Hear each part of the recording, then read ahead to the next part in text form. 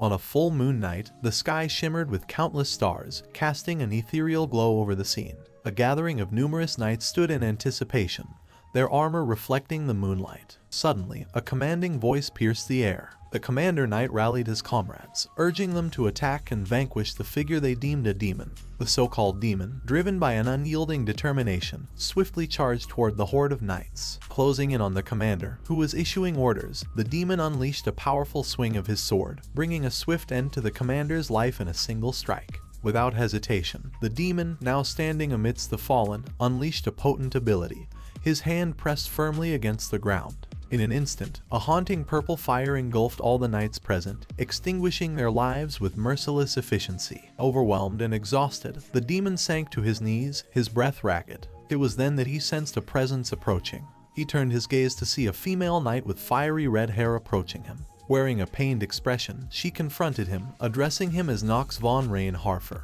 and demanded to know why he had made a pact with the devil and betrayed them. Nox, who was still catching his breath, looked ahead and countered her accusation. He smiled faintly and stated that from their perspective, it might seem like a betrayal. However, he asserted that it was they who had betrayed him, not the other way around.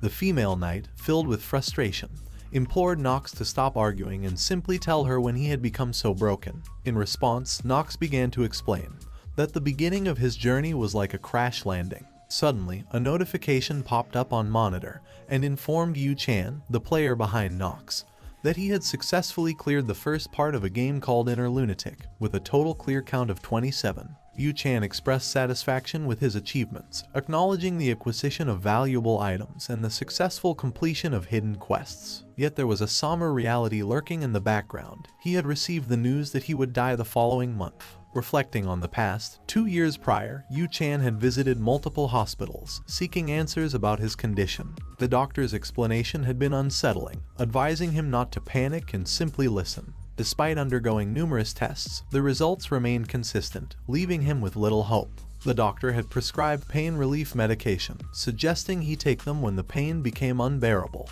Alone in his room, Yu Chan reflected on the passage of time, realizing that 2 years had already slipped by. As he glanced at the calendar, a sudden bout of illness struck, causing him to vomit blood. Staring at the crimson stains on his hands, a profound understanding washed over him. Yu Chan accepted the harsh reality that his days were numbered, and he acknowledged that dwelling on the inevitable wouldn't change the final outcome. Yu Chan was feeling isolated and devoid of social connection, heard a series of notifications, and saw that they were some hospital appointment confirmations. He couldn't help but express his loneliness, realizing that no one had reached out to him after his memory loss, and he had no one to reach out to in return. Additionally, his deteriorating health prevented him from venturing outside, further intensifying his isolation. Glancing at the papers on his desk, he saw various documents related to late-stage cancer support groups, church flyers, and hospice options. Overwhelmed by the emotions welling up within him, Yu Chan discarded the papers and some tears escaped his eyes. Turning his attention to the monitor in front of him, Yu Chan noticed Lunar Lunatic prompting with the question of starting a new game.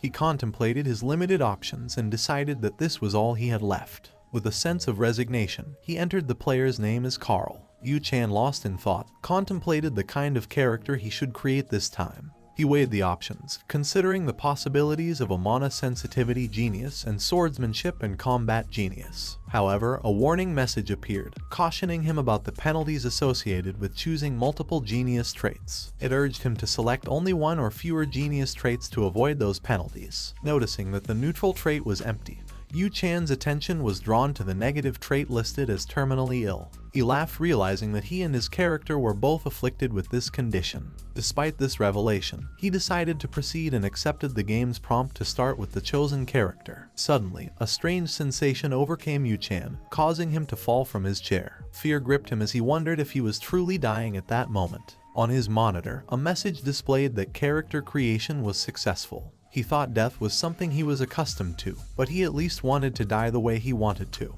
A notification appeared alerting him that his character's name had been forcibly changed. Shortly after, another notification appeared, indicating a synchronization level of 4%.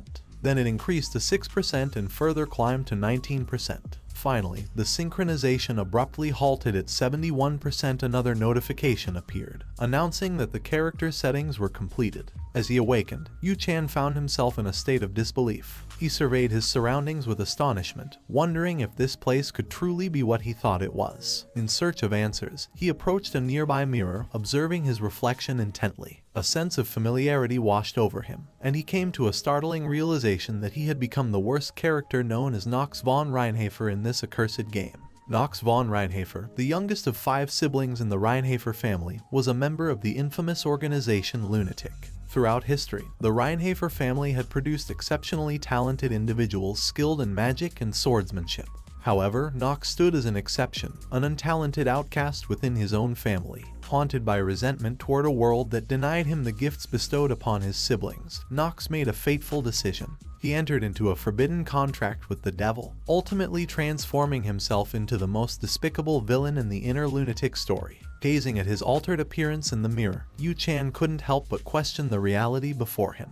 It felt surreal, as if he had stepped into a dream where he had become Nox. But his excitement grew as he unexpectedly encountered a stat window. He observed the information displayed within the window, revealing his basic details. His name was Nox von Reinhafer, a 14-year-old male human with darkness as his main element. However, his enthusiasm quickly diminished as he noticed his stats. With disappointment, he questioned the low value of only 2 points in stamina. Nox's attention then turned to his traits. He discovered a neutral trait called Void Revelation, which piqued his curiosity. However, his spirits sank as he read through his negative traits: terminally ill, curse of the weak, frequent sickness, cold hands and feet, and possession. The realization that he was terminally ill in both his real life and this new world left him disheartened.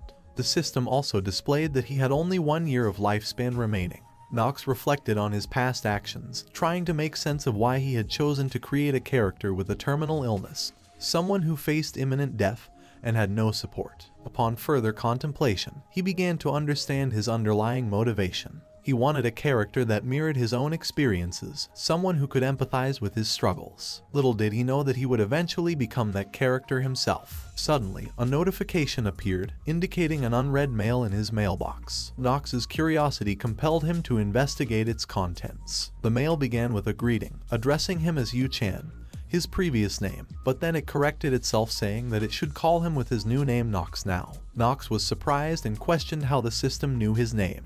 Yu Chan was a name given to him by his parents, whose whereabouts he was unaware of. Nox couldn't help but question if the entity that put him here held the key to unlocking his lost memories. The system acknowledged that Nox wouldn't remember them, but conveyed the need to deliver a message. It greeted him with a nostalgic long time no see, leaving Nox astounded. The system went on to acknowledge Nox's achievements over the past 2 years, affirming that he deserved to be where he was now. It offered a warm welcome back, leaving Nox in a state of disbelief. Nox couldn't believe what he was hearing. The idea that he was no longer in his old world and that this new reality was his new existence seemed impossible to accept. The system responded, acknowledging that there were many aspects of its identity it couldn't disclose, but it expressed a desire to assist Nox. Nox questioned the notion of help. Before he could fully comprehend the situation, the system suggested that he join the Eldine Academy, where he could strengthen his forces and strive to follow the main story as closely as possible. According to the system, the complete truth would naturally unfold. As the system mail started to disappear, Nox exclaimed in surprise and asked if that was it. In a state of worry, he tried to gather his thoughts. He realized that he had been reborn as the final boss of the game, Inner Lunatic, but now he was being told to follow the main story. Regardless of how he interpreted it, this simply meant that eventually, he would meet his demise. Nox's thoughts raced as he contemplated his situation. Even if Inner Lunatic had become his new reality, he refused to give up on regaining his memories. He was determined to follow the main story and uncover the purpose behind his existence in this world, all while ensuring his survival. For that purpose, he was willing to embrace his role as a true villain. As he reflected on his past life, Nox realized that not much had changed. 2 years before losing his memories, he had been afflicted by a terminal illness. Each moment had been a reminder of his impending death, and fear had consumed him.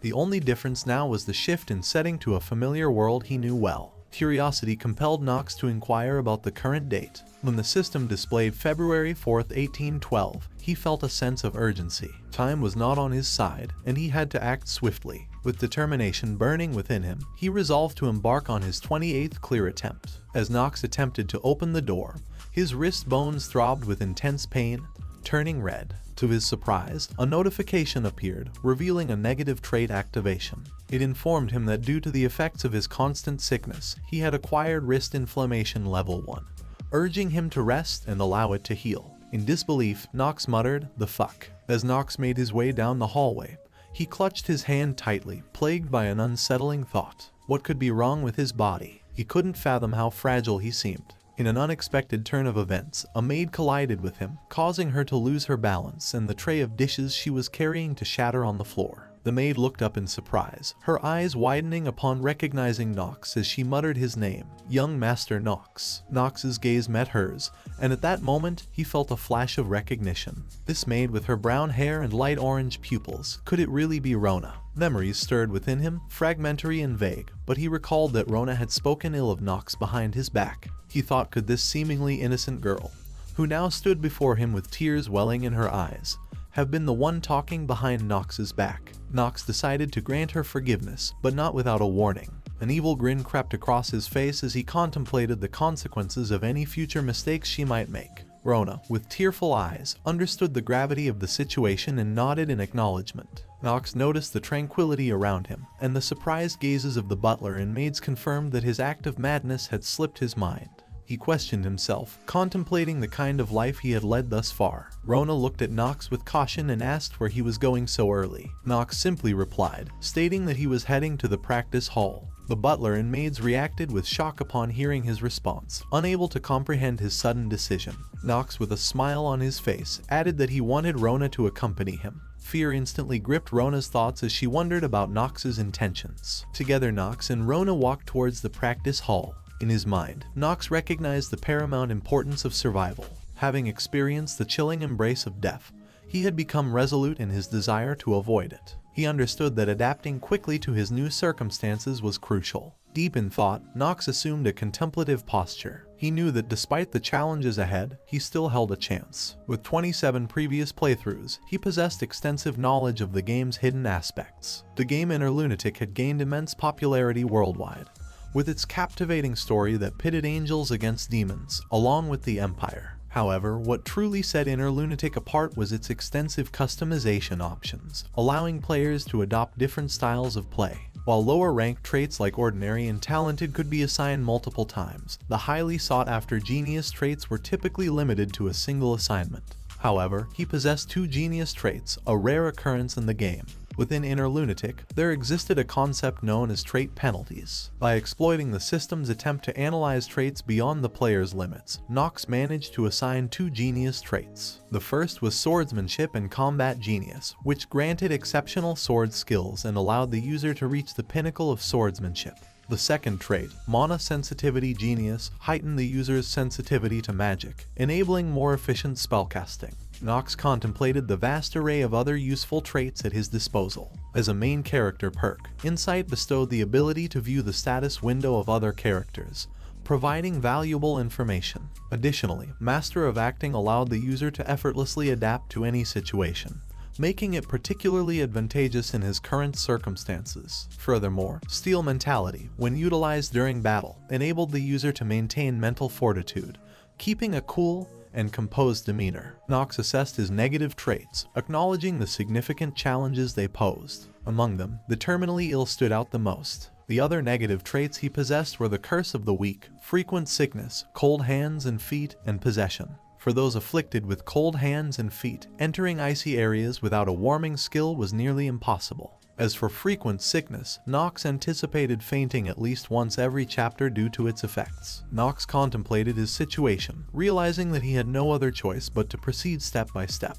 accepting the challenges that lay ahead. Observing Nox standing still, Rona with a hint of disbelief wondered if he truly intended to enter the practice hall. Moments later, her surprise grew as she witnessed Nox walking toward the gate. Nox pushed open the gate, determined to address the first obstacle, the Curse of the Weak. This curse afflicted users from birth. It reduced the growth rate by half and made the users twice as susceptible to enemy debuffs. As Nox continued his sword practice, a sense of despair washed over him. Regardless of how much he pondered the situation, he could only arrive at one conclusion. He was doomed just like reading the beginning of a story. Exhausted and lying on the ground, Nox struggled to catch his breath. The realization that he couldn't even swing the sword more than 10 times hit him hard. He lamented the immense difficulty imposed by the curse of the weak. Looking around, Nox found solace in the availability of numerous weapons. This abundance could be attributed to the Reinhardt family's origins, which centered around the sword. Known as the High House of the Blade and Darkness, the Reinhardt family had earned this title due to their mastery of imbuing attribute magic into their dark blades, allowing them to slash through their enemies with great proficiency. All of this was made possible by the legendary Commander's Blade, also referred to as the Tyrannical Blade of Darkness. This ancestral sword had been passed down through generations of family heads, continuing the tradition and legacy of the Reinhardt family. Nox contemplated the benefits of being part of a noble family, excluding the swordsmanship. One of the greatest advantages was the abundance of money. With a delighted expression, he expressed his admiration for the wealth possessed by the Reinhardt family. As one of the prominent noble families in the story, their wealth was so substantial that even their seemingly useless young son, Nox, had enough money to sustain a life without ever having to work. Nox believed that his father, Teal, likely didn't care much about how wisely he managed his finances. After all, Nox didn't possess that kind of character. He was the youngest son of a noble family, and his character archetype was clear. With his legs trembling, Nox managed to stand up. He recalled Rona's fearful behavior and her plea not to involve her in anything strange. A few minutes earlier, Rona had brought a wooden sword and a towel and informed Nox that they were ready for him. However, she couldn't help but wonder if he truly intended to engage in exercise. Nox realized that there was no one around and motioned for Rona to come closer. Rona displayed a frightened demeanor, questioned his intentions, and expressed concern that he might hit her. Nox, caught up in his frustration, exclaimed and asked her what was she talking about. He then grasped Rona's ear, pulling her closer, and whispered something in her ear. After hearing Nox, Rona shouted in surprise, questioning Nox's plans. She looked at him, expressing her disbelief that his ideas were merely garbage. However, Nox commanded her to figure it out and sharply told her to be quiet. Rona replied with a trembling voice and acknowledged his request. As Rona left to retrieve the requested items, she couldn't help but think to herself that young master hadn't changed a bit. Meanwhile, Nox contemplated the time it would take for Rona to complete her task, hoping that everything would be ready by tomorrow. He poured himself some tea, pondering a solution to his curse and the need to increase his stamina. Suddenly, a voice interrupted his thoughts. It was the head butler, Rodwell D. Ernark. Nox was taken aback as he recognized Rodwell, who held a significant position as one of the main managers of the Reinhardt estate. Rodwell served as an advisor to Nox's father, Theo von Reinhardt, who was also the family head. Nox realized that dealing with Rodwell wouldn't be as straightforward as with others, as he held a position of authority within the family. Nox pondered the encounter, considering it a potentially significant challenge. He wondered if Rodwell had noticed something unusual happening and pondered his own means to handle the situation. Nox activated his positive trait of Master of Acting and questioned Rodwell's presence, saying that the head butler should be serving the family head. Head butler Rodwell informed Nox that he had received orders to share some news with him. Nox curiously inquired about the nature of the news. Head butler revealed that Nox was instructed to participate in tonight's dinner. Nox was unfamiliar with the family and the situation, hesitated at the idea of having dinner with the family head. He contemplated the request, realizing his lack of knowledge about the family dynamics. Nox responded to Head Butler, expressing his reluctance to attend the dinner. Head Butler internally pondered about the master's intentions behind ordering young Master Nox to participate in the dinner. Head Butler then reported that the lady of the Stillioner family had arrived and was seeking night training. He emphasized that if Nox refused to participate, it would likely anger the family head. Nox let out a sigh, acknowledging the circumstances. He understood the importance of following his father's orders and reluctantly agreed to attend the dinner. Head Butler observed Nox with a questioning gaze and thought aloud that something was off about him that day. Nox, somewhat defensive, asked if there was something the Head Butler wanted to say. The head butler acknowledged Nox's unusual behavior, noting that Nox had never shown much interest in wielding a blade before. He inquired about the reason behind Nox's decision to visit the practice hall on his own. Nox, with a stern expression, firmly asserted his independence and authority, warning the head butler not to overstep his boundaries as a mere butler. He made it clear that his actions and intentions were his own to decide. Taken aback, the head butler apologized, recognizing that he had crossed the line. As Knox walked away, the head butler's gaze was filled with questioning thoughts, and he realized the need to report this encounter to the family head. Inside his room, Knox closed the door and took a moment to catch his breath. He reflected on the unexpected confrontation, feeling relieved that possession didn't activate. Knox shifted his focus to the mention of the young lady from the Stilliner family, wondering why she was present in their household. Amid the dinner, Knox found himself being mocked by twin brothers Hartz and Alan. Alan expressed surprise and disbelief that Knox had shown up, indicating that he wouldn't enjoy the meal because of it. Hartz questioned whether Knox still had regrets about being part of the family, to which Alan agreed. Alan directly addressed Knox, expressing his disbelief at seeing him there and accusing him of inappropriate behavior with one of the maids. Hartz joined in, stating that Knox was a lost cause. Despite the mocking, Knox remained calm, recognizing that he hadn't done anything to warrant such treatment. At that moment, Theo von Reinhafer, the family head of the Reinhafer family and Knox's father, entered the scene. Knox acknowledged his presence, knowing his role within the family. Following Theo's arrival, a beautiful girl with red hair introduced herself as Talia von Stilliner. Family head mentioned that Talia had requested night practice and would be spending time at their estate and urged everyone to greet her warmly. Knox gazed at Talia and contemplated her significance. In the game Inner Lunatic, she was the hero and the character who opposed the future villain, Knox. Knox recognized that in the near future, it would be Talia who would eventually stab him in the chest with a sword. Family head Theo acknowledged Knox's presence at the dinner and suggested that since everyone was there, they should proceed with the meal. During the dinner, Knox noticed that Hartz and Alan were engaged in a discussion. Hartz then proposed to their father, Theo, that it was time to make a decision regarding the next person to enter Eldine Academy. Theo considered the suggestion and agreed that it was indeed time to make that decision. Eldine Academy held great importance within the game Inner Lunatic, as it was where pupils faced various challenges and fought demons, forming the main storyline. Knox realized that attending the academy was crucial for him. It would allow him to gather his own allies while following the overall structure of the story. However, family head Theo clarified that Eldine Academy only allowed 3 individuals from each family to attend. The limitation was intended to restrict the influence of the nobles. Theo mentioned that he had already used 2 slots for his first and second sons, which meant that the Reinhafer family had only 1 more entrance ticket available for the academy. Knox listened to the family head's announcement and thought about the importance of obtaining the remaining entrance ticket to Eldine Academy. He realized that he needed to do whatever it took to secure that ticket before he could focus on forming alliances. Knox then spoke up and concluded that the family head was proposing a fight between the brothers. The family head was taken aback by Knox's quick response, as he had not anticipated him being the first to react. Confirming Knox's assumption, the family head declared that a duel would take place in the practice hall 1 month from now to determine the next attendee. The duel would follow their family traditions for such decisions. Hartz took the opportunity to mock Knox, urging him to stay quiet to avoid embarrassing himself. Alan joined in, belittling Knox and stating that someone like him, who had never wielded a sword, stood no chance against them.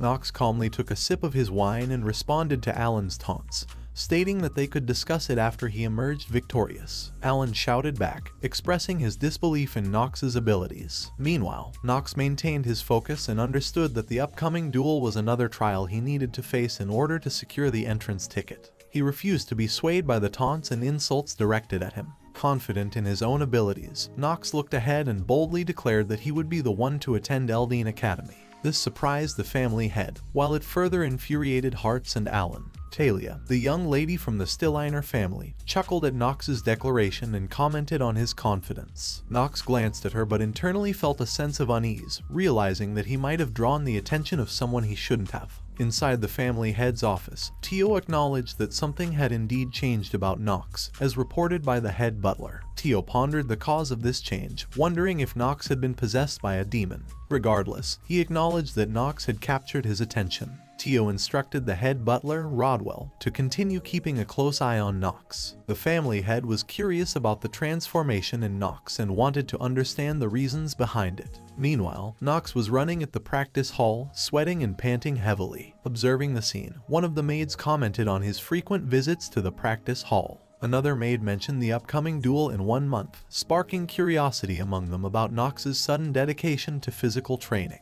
Knox, overhearing their conversation, wondered why he was able to pick out their words so clearly and questioned if he had a special trait. At that moment, he received a system message indicating a slight increase in his stamina stat. Nox expressed disappointment at the small increment and reflected on the significance of stamina for him. He recognized that his low stamina was his greatest obstacle, and a hindrance to unlocking his full potential with the traits swordsmanship and combat genius. Nox understood that the requirement to utilize the trait was to have his stamina stat reach 4. However, due to the curse of the week, it had taken him a month to increase his stamina by only 1.9 points. Nox felt frustrated with the curse of the week, a trait that reduced his growth rate by half. Despite putting in a lot of effort, he had only managed to increase his stamina by a small amount, and the terminal illness trait further hindered his progress. Nox realized that he needed to exert 4 times as much effort compared to others just to see minimal improvements. The difficulty of his situation weighed heavily on him.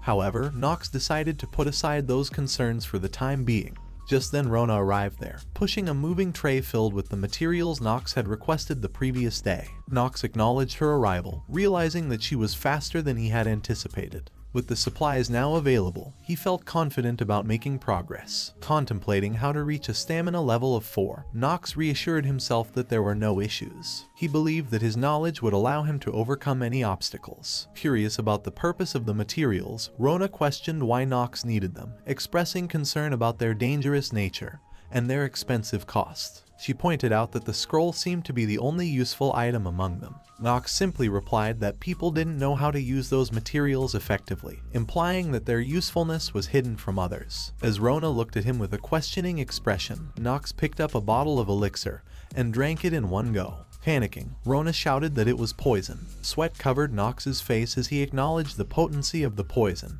A system notification appeared, indicating that Nox had consumed the poison of the 3-headed gorgon and his health would temporarily increase by 1.5 times. It also informed him that his death counter had started, with 9 minutes and 59 seconds remaining until death. As Rona grew increasingly panicked, she exclaimed that she would call the head butler for assistance. However, Nox urged her to wait and proceeded to eat the core, ignoring her pleas. Rona's worry intensified as she exclaimed that the core was not meant for consumption.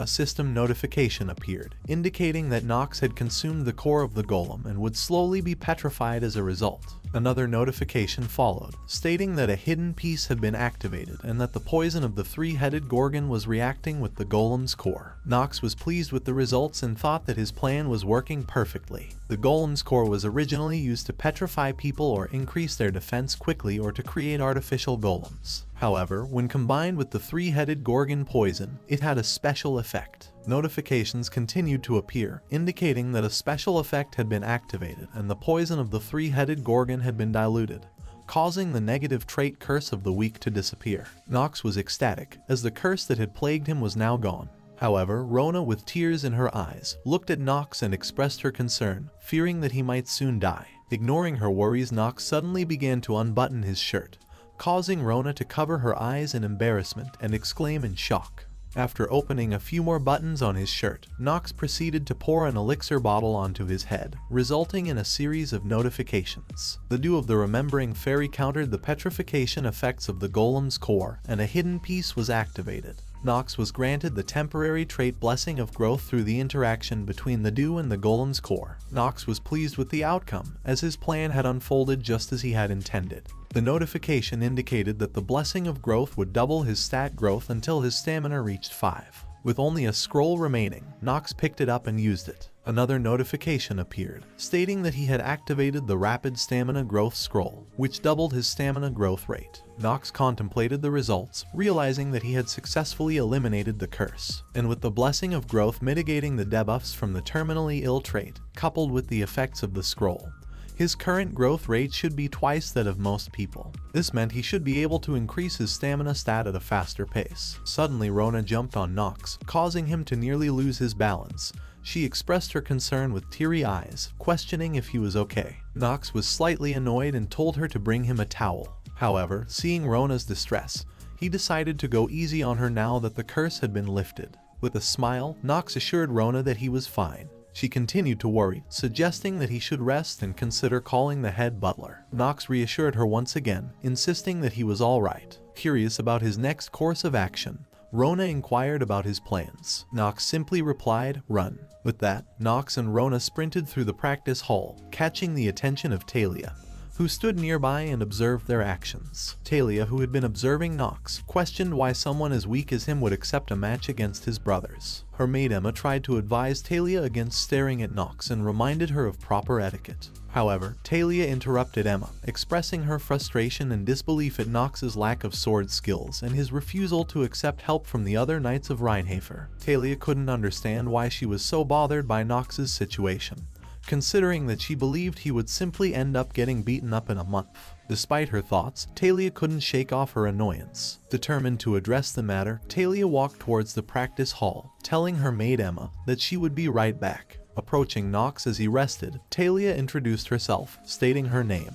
Nox was surprised by her approach and wondered why she had come looking for him. He asked her what she wanted, mentioning that he had heard her name before. Talia felt flustered by Nox's cold attitude and thought to herself that he must have been surprised by her beauty. Talia confronted Nox, questioning his confidence in being able to defeat his brothers, and asked if that was the reason why he had accepted the match. She asked him if he thought that he could defeat his brother just by running like this. She then offered her assistance, expressing her willingness to help him. However, Nox calmly rejected her offer and told her to get lost, showing no interest in her help. Talia was taken aback by Nox's response and exclaimed in disbelief, expressing her indignation at being treated this way when she was offering her support. On the sidelines, Rona observed the exchange and thought that if Nox continued to speak in such a manner, it would make girls dislike him. Talia gave up on trying to persuade Nox and started to walk away from the practice hall, clearly upset with his refusal and dismissive attitude. Nox used his insight ability on Talia, gaining access to her stat window and learning more about her abilities and traits. He observed that Talia had impressive stats, particularly in terms of stamina, which was higher than most grown males. While her potential may not match the 3 sword masters or the 4 great mages on the continent, Nox recognized that she had the potential to reach their level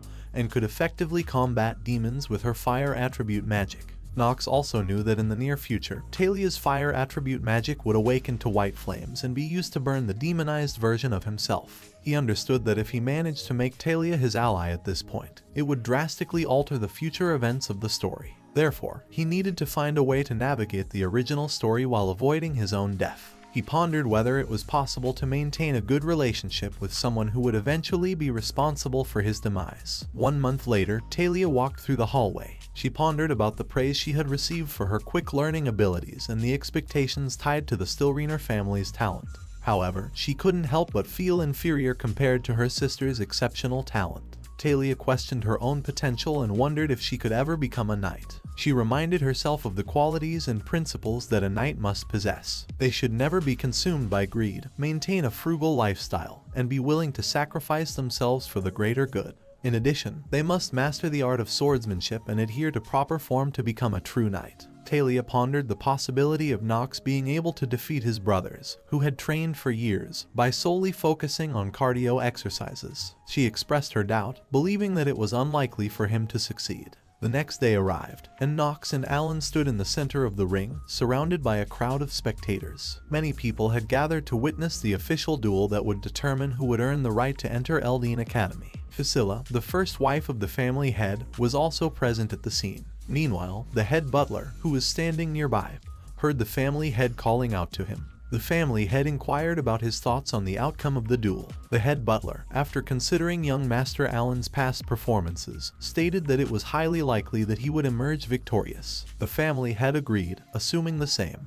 However, head butler couldn't help but wonder if the family head expected something different. Despite acknowledging that young Master Nox had undergone changes, the butler remained skeptical about his chances of winning.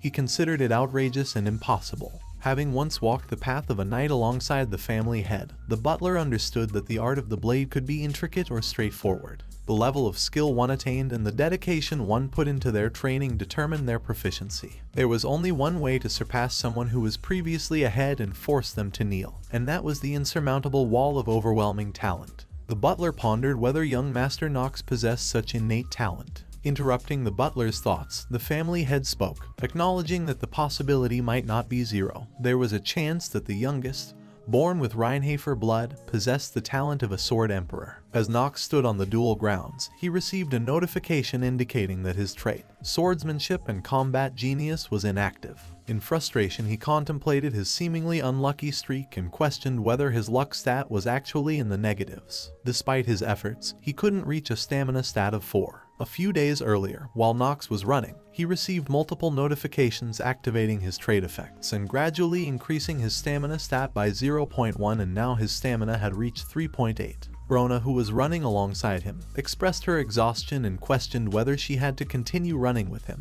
Nox, while wiping sweat from his face, replied that it wouldn't be fun without her and jokingly mentioned who would take care of him if she didn't. Rona, with teary eyes, suspected that she heard him say something else. Nox then handed her a towel and assigned her another task, to which Rona responded with a pouting face. Playfully, Nox accused Rona of cursing him in her mind, but she denied it and accidentally bit her tongue in the process. Nox chuckled at the thought of Rona having good stamina and contemplated using his insight ability to view her stats. To his surprise, Rona's stamina stat was 4.5, surpassing his own despite his dedicated training. Nox was astonished by the strength of the Reincarnated family, where even a maid was stronger than an average man. Rona reminded Nox that it was already evening and suggested he rest before the duel. Nox panted heavily, felt the pressure of time, and thought that he didn't have enough time to increase his stamina. Back at the duel ring, Alan addressed Nox and proposed that he should just give up. Despite Nox being considered the shame of their family, Alan expressed hesitation in beating him too severely. Nox responded, stating that Alan didn't seem to want him to give up. Alan shifted his attention to Talia, the daughter of the Stillreiner family, and expressed his desire to impress her. He believed that Nox would assist him in achieving that goal. However, Nox expressed uncertainty about whether it was a wise decision. Observing Alan's stamina stat of 8, Nox realized that he couldn't defeat him using ordinary methods and contemplated alternative approaches. As the referee announced the duel between Nox and Alan for the admission ticket to Eldine Academy, he emphasized that both of them must accept whatever the results may be and that objections would not be tolerated. Nox felt nervous, realizing that everything hinged on this duel.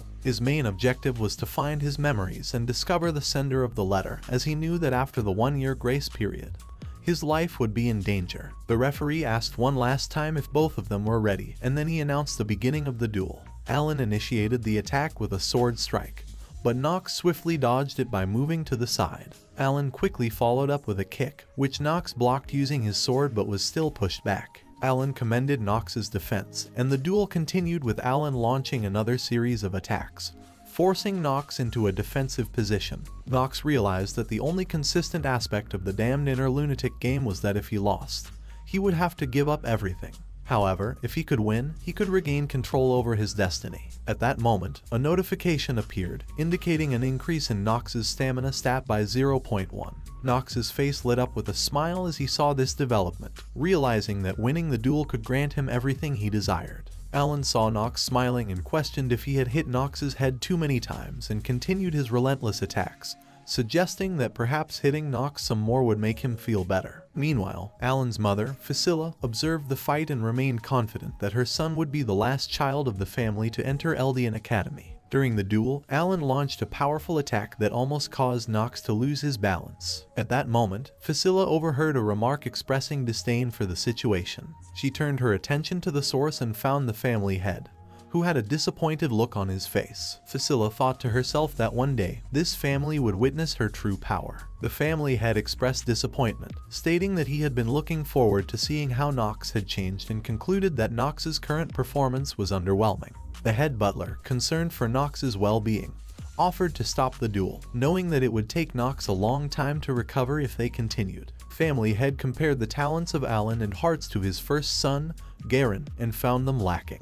He reminisced about the ability to dominate his opponents with overwhelming power, wielding the dark sword of domination. The family head pondered who would inherit it in the end. The family head made up his mind and rose from his chair, deciding to put an end to the duel. On the duel ring, Nox received a message that his stamina had increased by 0.1, followed by the activation of his traits swordsmanship and combat genius. Overwhelmed with excitement, Nox burst into laughter, surprising Alan and drawing the attention of the family head. Nox then activated a skill, and a system message appeared, saying that the skill hour of the genius had been activated. Nox's thoughts raced as he recalled a saying that distinguished geniuses and the talented each had their own unique time.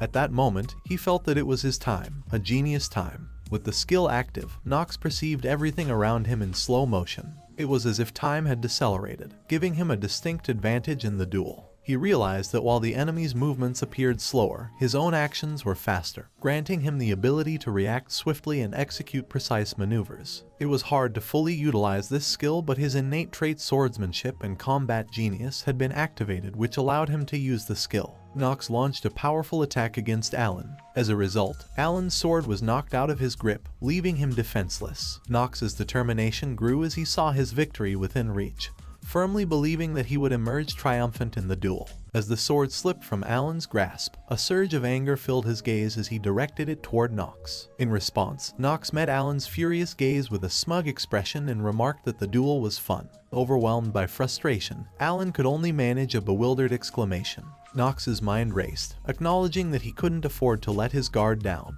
The skill he employed had a limited duration of 5 minutes, leaving him with the urgency to conclude the battle within that time frame. Regardless of the circumstances, Nox's face lit up with a confident smile as he addressed Alan and Hearts, stating that he had been holding back until now, finding the encounter tedious due to their lackluster performance. He proposed a swift resolution by urging them to attack him simultaneously. The unexpected request from Nox left both Alan and Hearts in a state of shock, their minds struggling to comprehend the situation. Nox then turned towards the family head and made a plea, seeking permission to engage in a 2-on-1 battle against his brothers. The family head's expression mirrored a mix of curiosity and doubt as he assessed Nox's demeanor. Meanwhile, Talia's voice trembled with concern as she whispered, questioning Nox's current actions. She couldn't fathom his motives. Observing Nox's newfound energy and determination, the family head sensed that something had changed about him. He was intrigued and decided to grant Nox's request, allowing the unconventional sparring scenario. Just then Facilla rose from her seat, prepared to intervene, but her plea went unnoticed by the family head, who was resolute in his decision. With a simple command, he signaled the commencement of the battle, setting the stage for what was to come. Alan reclaimed his fallen sword from the ground, his movements fueled by determination. Hearts was seething with annoyance and resented Nox for daring to humiliate them in front of their father. Nox stood before them and maintained a serene smile, ready to confront them head-on. Hearts issued a warning, indicating that Nox should be prepared for what was to come. And without further delay, both Alan and Hearts launched their assault on Nox simultaneously, their swords clashing with a resounding clash. The air crackled with intensity as the battle ensued. Amidst the clash of steel, Alan, in a desperate attempt to strategize, gestured to Hearts, indicating that he should close in on Nox's left side. However, Hearts expressed his frustration and abruptly told Alan to shut up. Nox displayed remarkable skill and skillfully defended against their relentless attacks, blocking and parrying with precision. At that moment, a message appeared before Nox. It indicated that the hour of the genius had bestowed its special effect and had increased his low-grade swordsmanship of the Dark family's proficiency. A smile crept onto Nox's face, recognizing that he was now able to see the sword clearly. Seizing the opportune moment, Nox swiftly retaliated by countering their attack and landed a calculated strike on Alan's shoulder. Both Alan and Hearts, visibly exhausted, panted heavily as they struggled to catch their breath. In contrast, Nox stood composed, seemingly unaffected by the physical toll of the battle. He observed their perplexed expressions, aware that they must be questioning how he had transformed from a symbol of family humiliation into this formidable adversary. Their silent exchange was interrupted by Nox's voice, reaching Alan and Hearts as a reminder not to lose focus during their spar. Fueled by determination, Nox pressed on with his assault. Despite the high stakes of the spar, he felt joy in wielding the sword itself, and a smile spread across his face. Nox's swift sword swing captured the attention of Talia, the family head, and others present, eliciting surprise from their wide-eyed expressions. Hearts, who bore the brunt of the attack, struggled to process the impossible feat unfolding before him. Despite his attempt to block, Hearts fell to the ground, defeated. Alan and Hearts, both on their knees, uttered their frustration through gritted teeth. A message appeared before Nox indicating the end of the hour of the genius skill. Nox stood victorious and breathed heavily, the weight of the battle apparent on his fatigued form. Seeing her sons defeated, Facilla shouted out in concern for Alan and Hearts, her worry evident in her voice. Nox turned his gaze towards the referee and silently inquired if the victor had been decided. The referee responded with an affirmative nod, confirming Knox von Reinhafer as the triumphant combatant. With a formal announcement, the referee declared Knox's victory to the gathered audience. Alan, consumed by anger, clenched his fists in frustration, unable to accept the defeat. Knox released his grip on the sword and shifted his focus to the family head, who was wearing a content smile on his face. Expressing his gratitude, Knox bowed respectfully to the family head before announcing his departure. As Knox made his way towards the exit, Talia locked her gaze on him, a determined expression etched on her face. Realizing the urgency of the situation, she felt compelled to reach out to Knox without delay, her mind set on the necessity of their immediate conversation. As Knox stepped outside, a sudden bout of coughing overcame him. He glanced down at his hands, only to find them stained with blood. Realization dawned upon him as he realized that he had used the skill for a little too long. Knox was well aware of the significant flaw within the skill hour of the genius. If he exceeded the skill's allotted duration, a debuff called recoil would take its toll. Just then, a message materialized, confirming the repercussions of the skill's recoil. It revealed that his life had been diminished by a duration of 2 days and 17 hours. Knox comprehended the gravity of this debuff, understanding that it permanently reduced his lifespan and made him more vulnerable to illnesses. Taking a moment to collect his thoughts, Knox let out a relieved sigh, grateful that the recoil hadn't manifested in front of others. He acknowledged that if his condition had been exposed, his admission to the academy might have been jeopardized. However, his respite was short-lived as his attention was drawn to a voice that called out to him. Knox turned toward the source of the sound and found Talia standing there. Her inquiry pierced through the air as she asked if he had sustained any injuries during the spar. Knox's thoughts raced as he realized that Talia had discovered his condition. He lamented the fact that it had to be Talia of all people, and he couldn't allow Theo to find out about the skill's rebound. His mind raced with concerns, trying to figure out how to handle the situation. Before Knox could say anything, Talia interrupted him, expressing her surprise that he had emerged victorious in a fight between siblings despite his frail condition. Knox was taken aback and questioned her words. In response, Talia blushed and confessed that she had misunderstood him. In the past month, she had observed Knox clumsily swinging a wooden sword and had never once witnessed him actually wielding a real sword. She had assumed his victory was due to his innate talent, so she decided to ask him how he had awakened and trained such a talent. However, as the duels concluded, she noticed a change in his demeanor when he was alone. Confused and concerned, she questioned herself about the true nature of Knox's abilities and the reason behind his current state. Inwardly, Talia came to a realization. She understood that Knox was not the good-for-nothing person that rumors portrayed him to be. Instead, he had dedicated himself to hard work and training in order to secure victory at all costs. When Talia witnessed Knox coughing, her worry took hold, and she reached out her hand toward him, asking if he was okay. However, Knox swatted her hand away, saying that he didn't want to be touched. Internally, he felt embarrassed, recognizing that his 2 years of obsession with gaming had hindered his ability to interact effectively with others. Moreover, he knew that Talia was a character who would kill him, which made it even harder for him to interact with her. Talia wore a sorrowful expression and apologized to Knox. Perplexed, he questioned the reason behind her apology. Talia explained that she hadn't realized how serious Knox was about the sword, as she had heard that his body had been weak since birth, leading her to believe he focused solely on stamina training. She expressed regret for misunderstanding him and acknowledged that portraying himself as a good-for-nothing was likely not his intention. She mentioned that Emma had taught her that people can make mistakes in their perceptions. Knox pondered how to respond to Talia's genuine honesty. He recognized her sincerity, which mirrored the traits he had observed in her character within the game.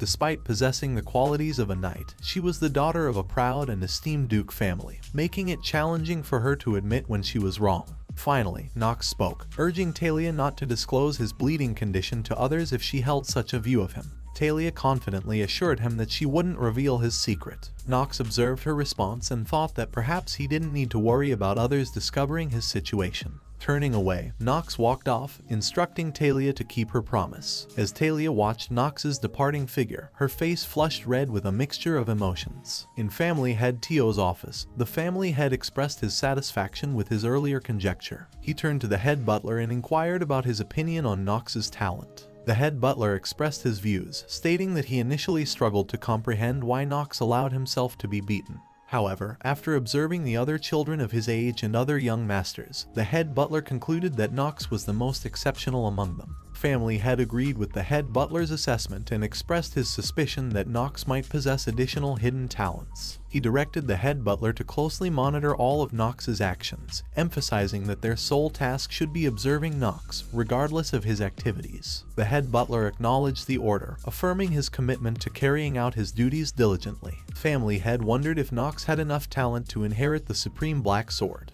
He then acknowledged his limited time left and reassured the head butler of the importance of his ongoing task. The head butler bowed respectfully and pledged to give his utmost effort in fulfilling his responsibilities. Inside Knox's residence, he received a message indicating the completion of the tutorial quest and his victory in the first fight.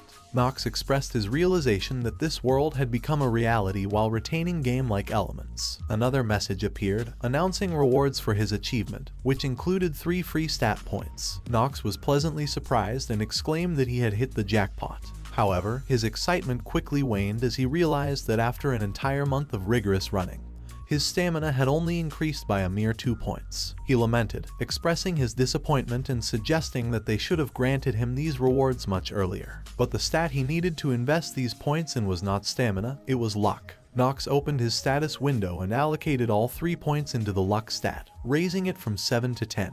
He reasoned that luck was valuable, especially in the inner lunatic game, as it was a stat that couldn't be easily increased through hard work. Knox, who was feeling eager to test the value of his increased luck stat, received additional messages regarding benefits, including mass clear rewards, a random gacha voucher, and a one-time use skill confirmation voucher. Knox expressed relief that the benefit system was still in place, appreciating the opportunities it provided. Knox eagerly decided to use the gacha right away, and a gacha machine appeared before him. He found it quite alien to see it in person. Knox rotated the handle, hoping for a high-ranking reward. He remembered that with his high luck stat, there was a 95% chance of getting an intermediate rank or above. He knew that the basic rank and ranks below were white, the intermediate rank was silver, and the advanced rank would be gold. The highest rank would be rainbow. Knox hoped for at least a gold rank or a higher rank reward. His excitement grew as his reward appeared, and he exclaimed in joy. As he opened the scroll, new messages appeared, identifying the rank and revealing that he had obtained an advanced trait called Supreme Ruler's Awe. Knox couldn't believe his luck and expressed his happiness at acquiring such a powerful trait. The skill information revealed that it was an active skill of advanced rank with no attribute. Its effect was that those with a lower status value than him would have all their stats reduced by 20%.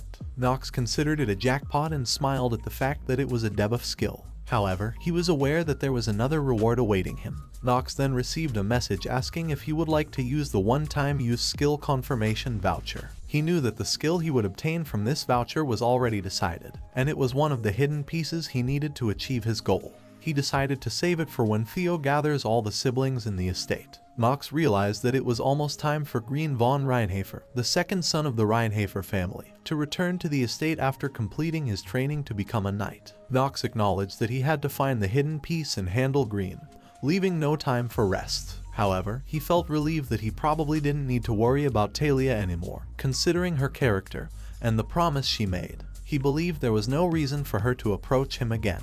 To his surprise, the very next day, he found Talia standing in front of him. Knox questioned why she was there after they had settled everything the day before. Talia, looking down, spoke in a low voice, but Knox couldn't understand her, so he asked what she was trying to say. Talia then looked up at Knox with a confident expression and asked him how he had become so strong so quickly and how she could become stronger too. After hearing Talia's question, Knox remained silent for a moment, his gaze fixed upon her. He then began walking and revealed that Talia had secretly observed him training for an entire month. Talia's expression turned puzzled as she questioned the notion of secrecy. Without hesitation, she swiftly followed Knox, urging him to wait. Talia insisted that they at least have a spar or that he should tell her how he trained. Reflecting on his knowledge of Talia, Knox recalled that she was a character driven by a strong desire to gain recognition from her sister. Knox paused and turned to face her. He reminded her that before asking how to train or seeking advice on becoming stronger, she should first think about her own talent. Talia looked at Knox, seemingly contemplating his words. Knox thought to himself that he had never comforted anyone before and wondered what he should say.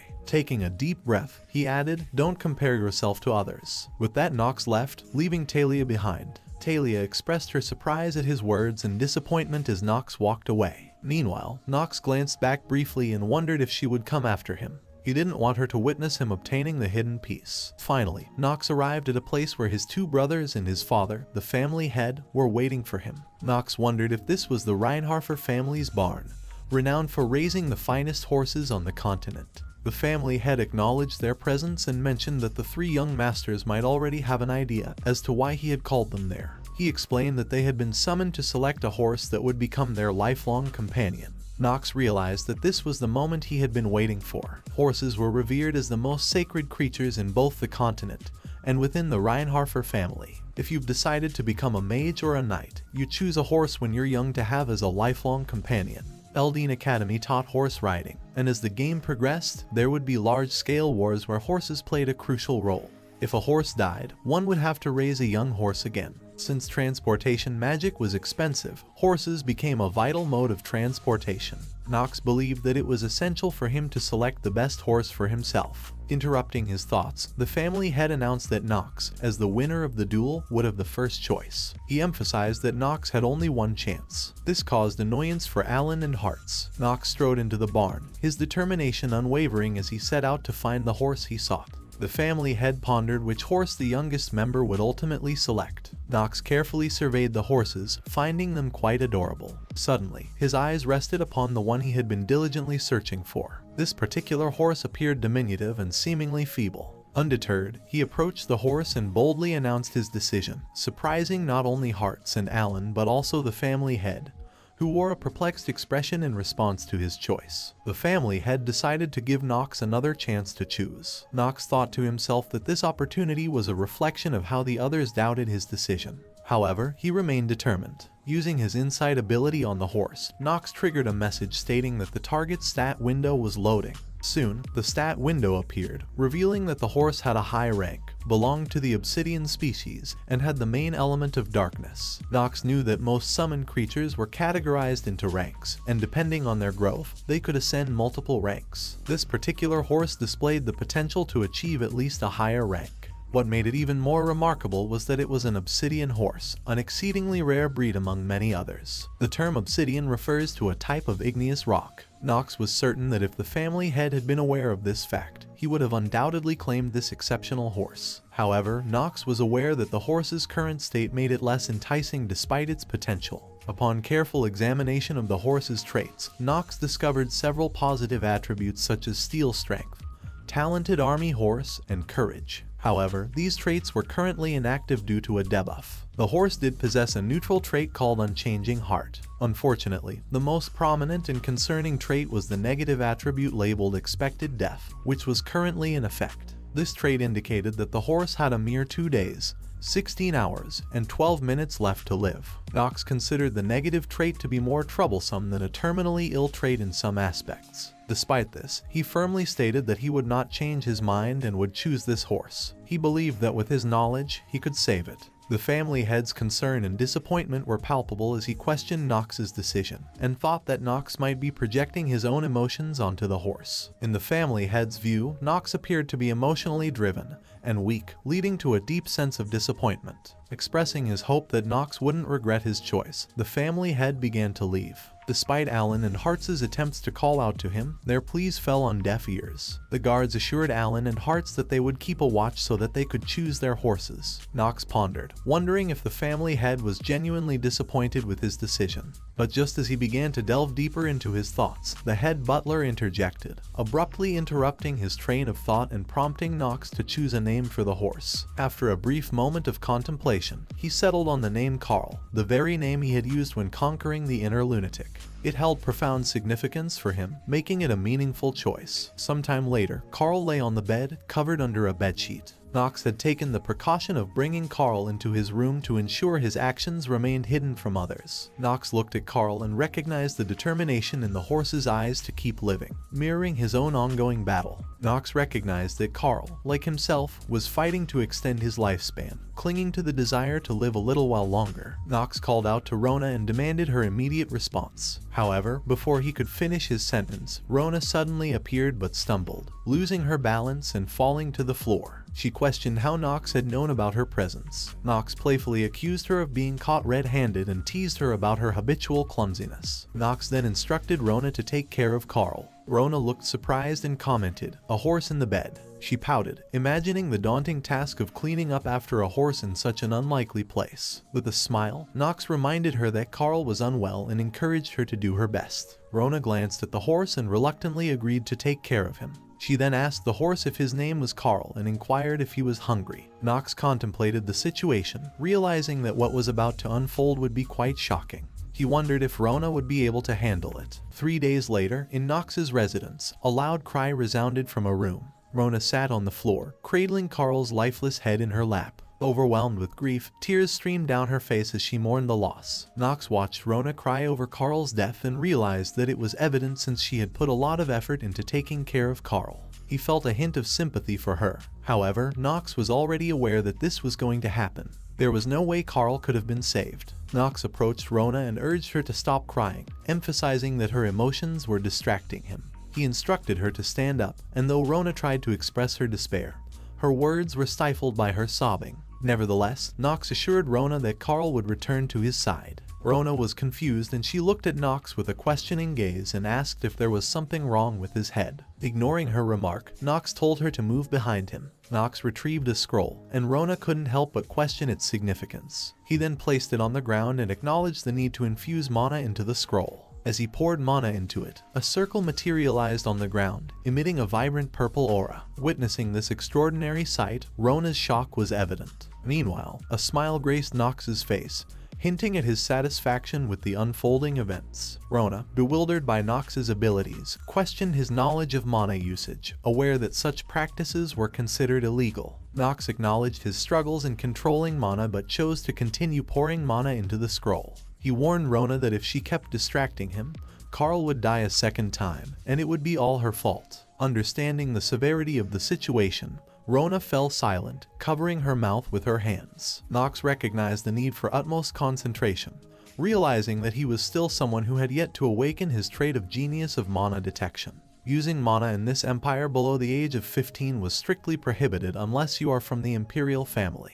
Consequently, compared to other students who start learning mana control at a later age, the descendants of the imperial family exhibit several times more proficiency in magic. Nox thought that the only thing he could do right now was to pour as much mana as possible into the scroll. As Nox continued infusing mana into the scroll, he sensed a faint energy emanating from his palms, recognizing it as mana. A smile crept onto Nox's face as he found the situation intriguing.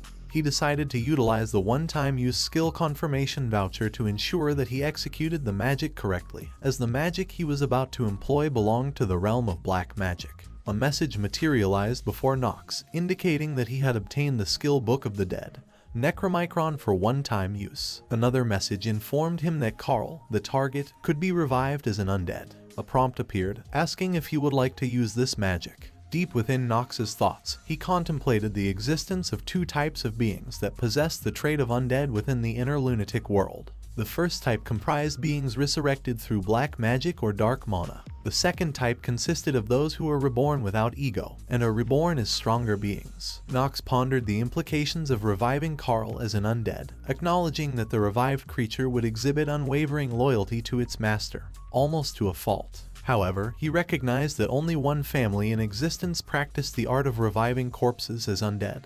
The Marva's family, known as a family of black mages that controlled the undead. While the Reincarnated family belonged to the Dark family as well, they were a night family. Nox contemplated that if that was the case, then the players that don't belong to the Marva's family would not be able to utilize their skills at all. However, with a knowing smile, Nox revealed that this assumption was not true. He had obtained a one-time use skill selection voucher, which allowed him to acquire the Necromancer, also known as the Book of the Dead. Just as Nox continued pouring mana into the scroll, black hand-like figures started emerging from the circle. The hands reached towards the lifeless body of Carl, covering him. In the midst of this, blood began to drip from Nox's mouth. Concerned, Rona exclaimed, but Nox hushed her, signaling for her to remain silent. Nox persisted, his determination unwavering. However, suddenly, he sprayed blood from his mouth, indicating that his mana was running out. Frustrated, he looked down at his hands, realizing the diminishing energy within him.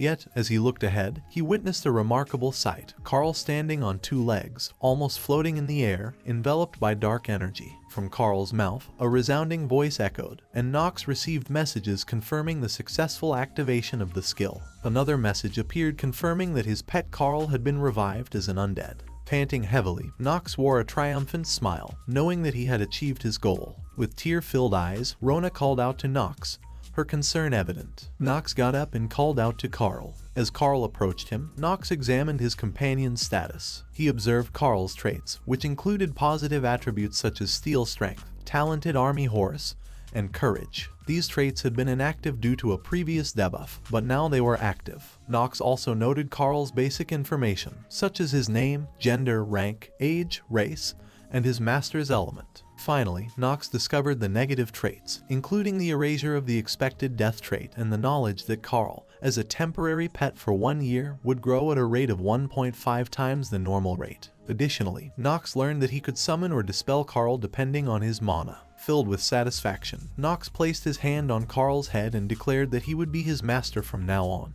Nox found himself lost in thought, contemplating his next steps. However, his train of thought was interrupted when Rona unexpectedly jumped and hugged both Nox and Carl. Nox was taken aback by the sudden display of affection and questioned Rona's actions. Rona, in tears, responded, questioning how Nox could be so reckless with his use of mana. She expressed her concern for his well-being and scolded Carl for his recklessness as well. Carl turned his head away, his eyes closed. Rona was taken aback and questioned Carl, expressing how much she had cared for him. She then asked Carl to spit out the carrot she had given him. In response, Carl let out a defiant neigh. Nox smiled, recognizing the unfolding dynamics between Rona and Carl. He then thought to himself that the hidden piece would be his next target. A few days later, in the middle of the night, Nox ventured out from the territory, holding a map and a light stone. He acknowledged that the road he was taking was similar to the game he had played before. Putting the map back in his bag, he felt relieved knowing that obtaining the second hidden piece of the Reinhardt family was crucial. It would serve as a key to compensate for his terminal illness trait. Suddenly, a sense of unease washed over him, and he glanced back. Seeing that there was no movement, he couldn't help but question his sensitivity. He then reminded himself that this was no longer a game but a reality. He noticed a wooden sign in front of him, indicating that this was the entrance of the missing child's forest. A warning was written, saying that if young children enter, they may get lost and risk their lives. Therefore, it advised not to enter under any circumstances. Nox thought to himself that he did not want to die a second time. Acknowledging the gravity of the situation and the need for caution, Nox ventured into the forest, receiving messages that warned that he had entered the missing child's forest and failure to clear this place will result in death.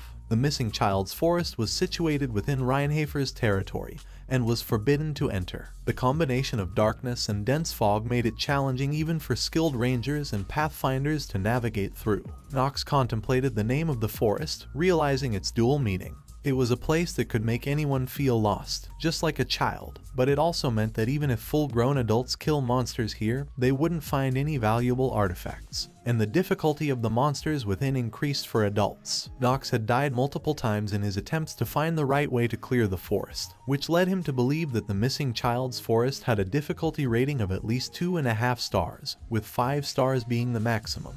With a wry smile, Nox acknowledged that this game was designed to have the worst difficulty. As he reminisced, he recalled his previous attempts to clear the forest without any knowledge of the items that would appear. He realized that the forest was the perfect challenge for his character's terminally ill trait. Nox proceeded to craft a fire torch and ignited it. The emitted light allowed him to see ahead, and he understood that the crucial key to clearing the missing child's forest lay in the direction of the smoke. More precisely, he had to go in the opposite direction of the smoke. Before embarking on his journey, Nox paused, realizing there was something he needed to do. He turned around and spoke to someone hiding in the shadows, asking them how long they intended to remain concealed and suggesting they reveal themselves now. After waiting for a few moments without a response, Nox sighed, remarking that they planned to hide until the end. Drawing his sword, Nox swung it at nearby bushes, causing a loud cry to emanate from that direction. In Talia's residence, Talia expressed her disbelief that her beauty had failed to captivate Nox. She couldn't comprehend the situation. Her maid, Emma, pleaded with her, using her title Young Miss, asking her to stop following young Master Nox. Emma explained that if Talia continued her pursuit, she would also face reprimands. Talia reassured Emma, stating that she would ensure Emma wouldn't get fired from the family. However, Emma tried to convey a different message, but Talia didn't grasp it. Later, during nighttime, Emma walked through a hallway, holding a lit candle. She contemplated Talia's talent and how she was respected as the potential next matriarch. Emma wondered why Talia felt inferior to her sister, Chell, and why she seemed so impatient. Emma arrived at Talia's room and opened the door, speculating that she should have given up by now and would be sleeping. However, as Emma entered Talia's room, she noticed something was wrong. A sense of horror struck her as she called out, "Young Miss." In her thoughts, she worried that Talia might have gone to find young Master Nox. Emma's voice echoed through the mansion, urgently waking everyone up. Another person inquired about the commotion, asking what was wrong and what had happened. In the forest, Talia smiled, covering her head with her hands. Nox was taken aback and called out her name. He questioned her presence. Talia got up and chuckled nervously and greeted him. Nox demanded to know why she was there, but before Talia could respond, he suddenly caught her by the waist and pushed her behind him, instructing her to stay there. Confused, Talia called out Nox's name, trying to understand the situation. Just then, they noticed a figure approaching them from the darkness. Talia immediately recognized it as a gray wolf. Shocked, she realized they were in the territory of the gray wolf. Despite having only a dagger at hand, she braced herself for the encounter. The wolf circled around them, displaying an evil smile, aware that it had found its prey. It let out a loud howl, signaling its presence. Nox remained calm, even in this perilous situation. Without hesitation, he swiftly advanced toward the wolf, throwing his fire torch and launching a swift attack with his sword. His strike proved fatal, and the wolf fell down with a single blow. Talia was astonished by Nox's prowess and couldn't help but think how incredible it was. She marveled at how effortlessly he defeated the wolf, even though it was just one. Nox turned back to face Talia and repeated his question, expressing his surprise that it was her instead of his brothers who followed him. He demanded to know why she was there. Talia stumbled with her response, trying to come up with an excuse, mentioning a night stroll with a nervous laugh. Nox was not convinced and picked up his fire torch and warned her not to lie, threatening to leave her alone in the forest. Caught off guard, Talia grabbed Nox's arm and tried to stop him. Nox looked at her and waited for an explanation. Talia began to explain that she wasn't doing anything strange. She had just noticed how strong he had become and wanted to be strong like him. She saw him through the window and became curious about where he was going. Talia admitted that she had followed him to the forest without thinking much. Nox smiled to himself, realizing three things. Talia held him in high regard, she didn't harbor any hostility towards him, and he found relief in that fact. He sighed, understanding that Talia was still a child who didn't fully grasp the danger of following others late at night. As one of the core characters, he couldn't simply leave her there alone in the forest. Nox sighed once again and instructed Talia to follow him, clarifying that his intention was not to help her but to prevent any trouble for his family. Talia felt embarrassed and apologized and admitted her mistake. Nox thought to himself that Talia probably wouldn't engage in any more reckless behavior. However, before they could proceed further, Talia interrupted, calling out to Nox. Talia blushed and expressed her gratitude. She looked at Nox and began to say something, but her expression abruptly shifted to shock as she noticed numerous glowing eyes in the darkness. Worry evident in her voice, Talia called out to Nox. He stood with the fire torch in hand, alongside Talia. The flickering light from the fire torch revealed that they were surrounded by a pack of wolves. These wolves had likely been drawn to the location by the loud howl of the wolf Nox had previously defeated. As the wolves closed in around them, Talia grasped Nox's arm tightly, trembling in fear. However, Nox abruptly pulled his arm away from her grip, sternly telling her to stay away. Talia was taken aback by his response, while Nox walked ahead, warning her that she would be in his way when he swung his sword. Deep in thought, Nox acknowledged the presence of unexpected variables and resolved to refocus. This particular area was part of the prologue and did not contain any boss monsters, but an elite monster 1 rank below the boss would appear, the evolved form of the Grey Wolf he had just defeated, an elite Grey Wolf. Nox understood that merely knowing his enemy wouldn't guarantee an easy encounter. The wolves launched their attack, but Nox swiftly retaliated, eliminating them one by one. Nox's attention turned to the wolf standing at the back, realizing the possibility of being driven into a corner. Prepared to defend himself, Nox braced for the incoming attack, reflecting on his past experiences as Yu-chan. playing the inner lunatic and acknowledging his own weakness. In a single strike, Nox successfully vanquished the wolf, letting out a relieved sigh. Talia watched in astonishment, recognizing Nox's incredible sword technique, which she believed to be even more impressive than when he fought his brothers. She speculated whether Nox had slain gray wolves before. However, her expression turned somber as she realized that Nox still perceived her as weak. Suddenly, a howl echoed through the air, capturing their attention. Nox shifted his gaze ahead, knowing that what they had been waiting for had finally arrived: the elite gray wolf. Accompanied by a pack of wolves, the formidable foe made its grand entrance. Meanwhile, at the entrance of the missing child forest, a group of people anxiously searched for Nox and Talia. One of them noticed footprints on the ground, recognizing them as the young masters and Lady Talia's. It was clear that they had ventured into the forest together. Talia's maid, Emma, fell to her knees in shock, realizing the gravity of the situation. She insisted that they needed to enter the forest immediately. However, head butler Rodwell cautioned against such a hasty decision,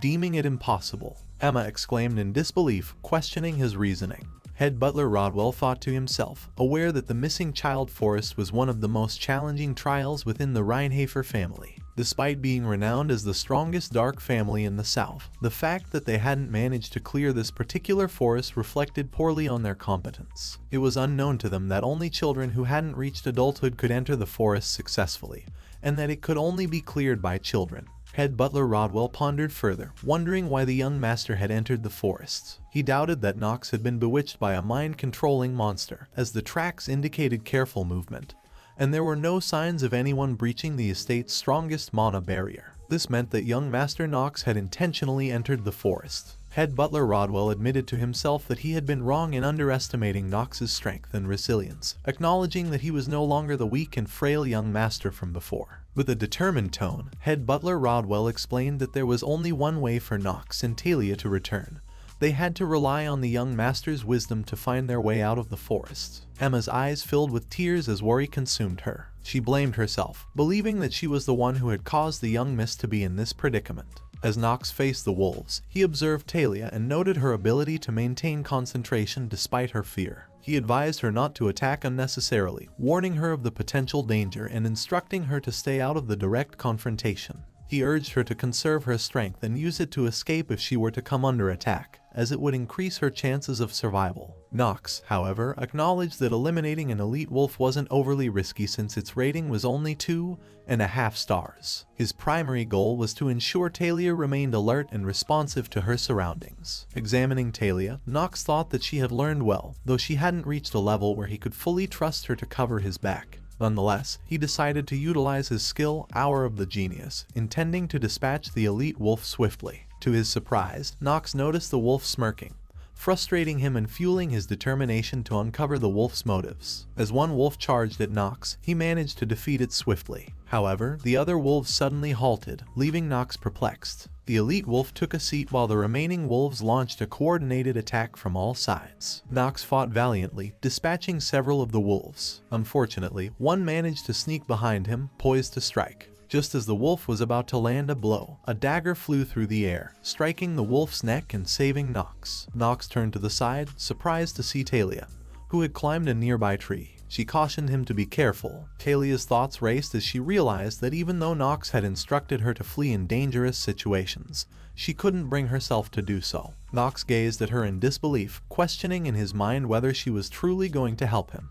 Talia expressed her concern, asking Nox if he was alright and if he was injured. Nox, thinking to himself, was surprised by Talia's assistance. However, his thoughts were interrupted by the growl of a nearby wolf. Reacting instinctively, Nox swiftly attacked, using his sword to kill 2 wolves. He assured Talia that he was alright, to which she expressed relief. Inwardly, Nox realized that it was not the time to be carefree and regretted showing his vulnerable side to Talia. He glanced down at his trembling hands and realized that the recoil was taking its effect. Nevertheless, he remained determined, knowing that the situation wasn't over yet. As an elite wolf approached him, he braced himself, anticipating an attack. The wolf circled around him for some time and suddenly charged toward Nox. However, to his surprise, the wolf passed by him, leaving him astonished. Nox wondered if the wolf had a different plan in mind. Suddenly, the wolf reappeared behind Nox and struck, slashing at him. Nox cursed his slowness and managed to evade partially, but his shoulder was injured.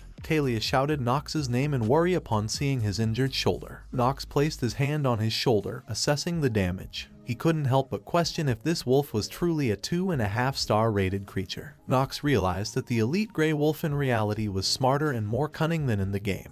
Meanwhile, the elite gray wolf, hidden in the forest, wore an evil smirk. Nox prepared himself for the wolf's next attack, acknowledging his surprise in the wolf's ability to control the other wolves. He also recognized the wolf's utilization of the terrain and geographical advantages. Nox focused his gaze in a particular direction, determined to be prepared. The wolf lunged from that direction, prompting Nox to swiftly swing his sword. In that split second, Nox believed he had skillfully struck his target. However, to Nox's surprise, his sword didn't reach the wolf as it stopped at a short distance. Nox was shocked, and the elite gray wolf looked at him with a cunning smile. Seizing the opportunity, the wolf attacked Nox. Nox realized that the wolf had been waiting for him to make a large swing and expose himself. Attempting to counter the attack with his sword, Nox's expression suddenly changed. He realized that he was facing the recoil of his skill. As the wolf closed in with its mouth wide open, ready to bite him, Nox thought about his overconfidence. Clearing the game multiple times had led him to believe he could do anything, but it was a foolish judgment. Resigned, Nox closed his eyes, feeling helpless. However, he then heard the whimpering sound of the wolf. He saw a dagger lodged in the wolf's eye. Nox was shocked and realized that if the wolf could create an opening, so could they. But the unexpected variable, the one who created the opening, wasn't him, it was Talia. Seizing the opportunity, Nox attacked the elite gray wolf. As Nox's sword pierced through its body, the wolf let out a loud growl and fell to the ground. Exhausted, Nox fell to his knees, panting heavily. Talia called out to Nox, expressing her worry. She then noticed the remaining wolves that were still present. However, upon witnessing their leader's death, the remaining wolves started running away. Talia rushed over to Nox, expressing concern for his well-being. Nox reassured her that he was alright, but he paused, shocked by his own thought. He had almost thanked the enemy who would eventually kill him in the future. Nox looked away and told Talia that there was no need to worry. However, Talia noticed the injury on Nox's shoulder and with teary eyes, she voiced her concern about his well-being. Nox brushed it off, stating that it was just a slight wound. Talia persisted, expressing her relief that he wasn't injured elsewhere. Suddenly, Talia noticed a spider on her shoulder. Fear filled her eyes, and she let out a loud scream. Nox was taken aback, thinking that there was another monster. In her panic, Talia fell into Nox's arms and hugged him tightly. Nox was shocked and called out to her in a questioning tone, seeking clarification. Talia tightly hugged Nox as she spotted the spider. She held onto him even tighter, causing Nox to almost lose his balance. Nox wondered how long she intended to cling to him and pondered if she was scared of the spider. He flicked the spider off Talia's shoulder and questioned her decision to follow him into the forest if something as small as a spider frightened her. Talia, with teary eyes, expressed her fear of spiders, asking if Nox was scared of them too. Nox smiled and remarked that she wouldn't be able to become a knight with such fear. Talia looked at Nox, their faces just inches apart. She let go of him and blushed with embarrassment, and shouted no. Nox responded, noting that she finally got off him. Suddenly, Nox coughed, and Talia expressed concern, asking if he was okay. Nox reassured her and reminded her not to worry. Nox thought to himself, acknowledging that Talia had contributed her fair share. He survived thanks to her, even though he couldn't express his gratitude due to her sudden scream.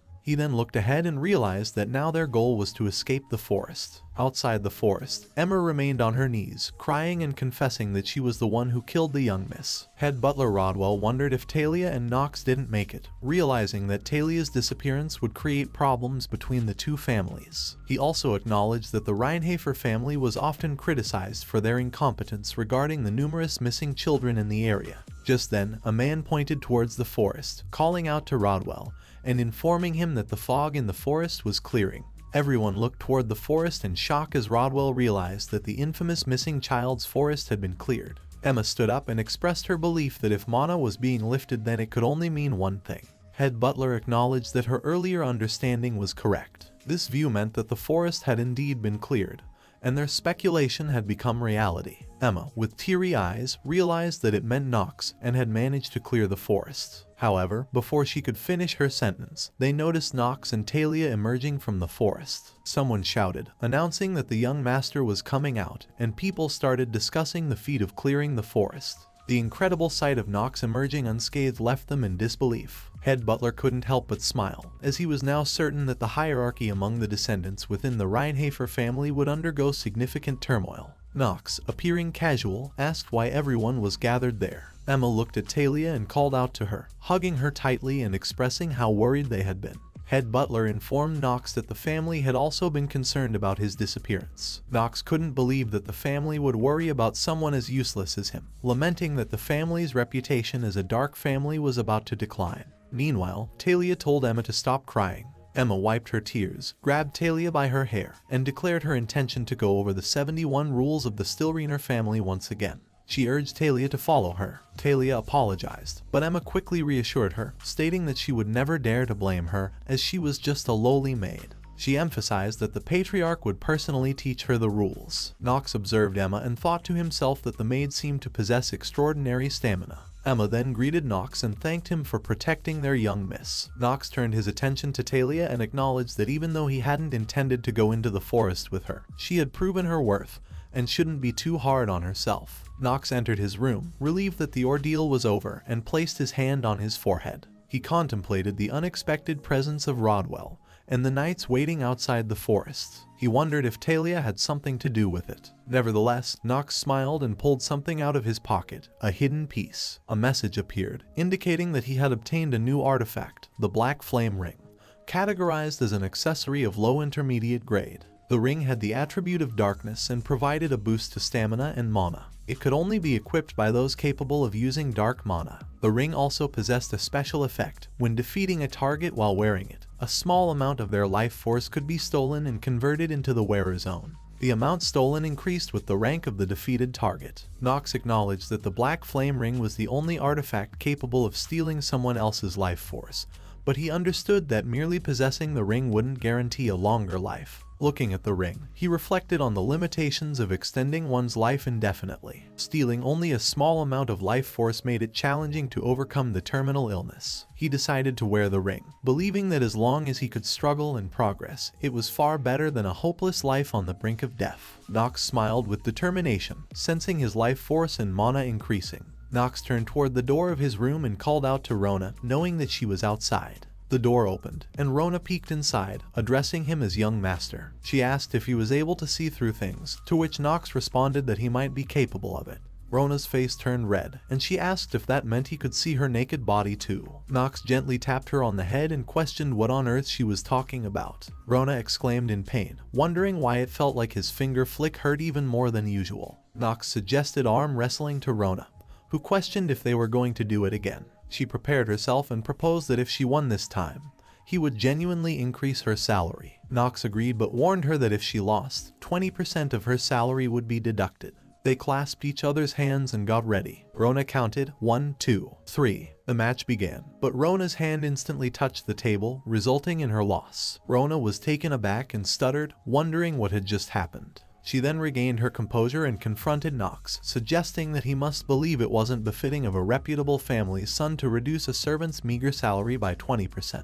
Nox waved his hand dismissively and admitted that while it might be true, he was the rumored good-for-nothing of the Reinhardt family, as per someone's rumors. He smiled and stated that he had decided not to care about trivial things like honor. Suddenly he received a series of messages indicating that the effects of his trait, frequent sickness, had been activated. He obtained a wrist fracture level 2 and flu level 1. Nox groaned, frustrated with these negative traits. He then told Rona to forget about the salary reduction and asked her to bring him some ice and a wet towel. Rona noticed Nox's pale face and expressed concern. Nox thought to himself that for now, he would be satisfied with having the ring and that he needed to rest. Nox thought to himself about the two hidden pieces he possessed, Carl and the Black Flame Ring. It had been 6 months since he obtained them, but unfortunately, he hadn't had an opportunity to utilize them. The reason was that he had been grounded. Nox let out a sigh and expressed his frustration, stating that he hadn't gotten into any trouble and had even managed to clear the missing child's forest. He couldn't believe he was being punished when he should have been rewarded for his actions. He turned to Rona, seeking her agreement. Rona looked to the side and cautiously replied that as a maid belonging to the family she was obligated to speak favorably about the patriarch since it could affect her salary. Nox walked confidently and made a firm promise to Rona that her salary would indeed be reduced if she didn't comply with his preferences. Rona was taken aback by this statement, exclaiming her shock at the harshness of the patriarch and expressing her disbelief at his lack of understanding towards his feelings. Nox, feeling the weight of his situation, found a seat on the sofa and reflected on his current life. He had been working diligently to adapt and live a productive life while observing the growth of Carl. However, he couldn't continue living this way as he realized that his life was being shortened due to the terminal illness. He glanced at a message revealing that he had only 147 days left to live. Frustrated, Nox thought to himself about the system that seemed more interested in his life than he was, sarcastically thanking it for explaining the situation so nicely. Determined to change his circumstances, he stood up and declared that he couldn't bear it any longer. He resolved to approach his father and seek permission to go out somehow. Just as he made this decision, someone knocked on the door. Head butler Rodwell entered the room and greeted Nox before informing him that the patriarch had summoned him.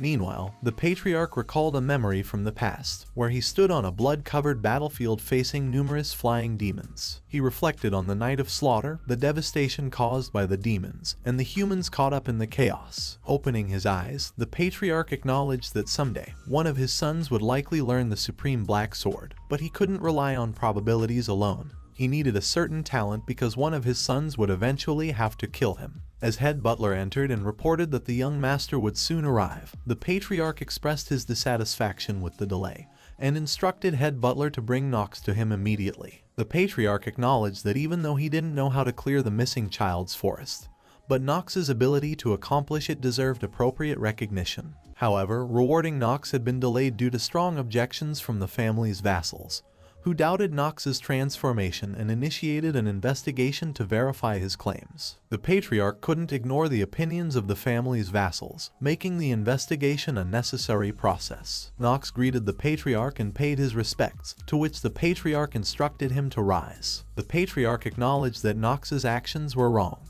but as the patriarch, it was his duty to give credit where it was due, even if it belonged to someone considered a good-for-nothing. He had summoned Nox to discuss his reward and made a surprising offer. He would fulfill one request of Nox's, no matter what it was. Nox was shocked by the patriarch's words, questioning whether it was a trap and feeling as if he had been metaphorically shot or betrayed. Nevertheless, Nox asked if he could request anything. The patriarch assured him that he could ask for anything, emphasizing his role as the patriarch of Reinhafer and swearing upon the long-standing history of the Black Sword to fulfill Nox's request. Nox looked at the patriarch, realizing that he was serious about granting his request. The patriarch, however, reminded Nox that if his request was too ridiculous, he might change his evaluation of him, expressing his trust that Nox wouldn't make a foolish request. Nox smiled and replied, assuring the patriarch that he understood, and requested some time to consider his options. The patriarch agreed and granted Nox permission to leave the estate, but reminded him that he should not get into trouble as he did previously. Nox responded with a respectful smile, affirming his understanding and loyalty to the Reinhafer family. The next day, Nox stood outside the estate as Talia was about to depart. Talia smiled and enthusiastically suggested meeting at Eldine Academy the next time they saw each other. However, Nox didn't even look at her and remained silent. Talia, undeterred, repeated her statement with a smile, expressing her anticipation of seeing him again.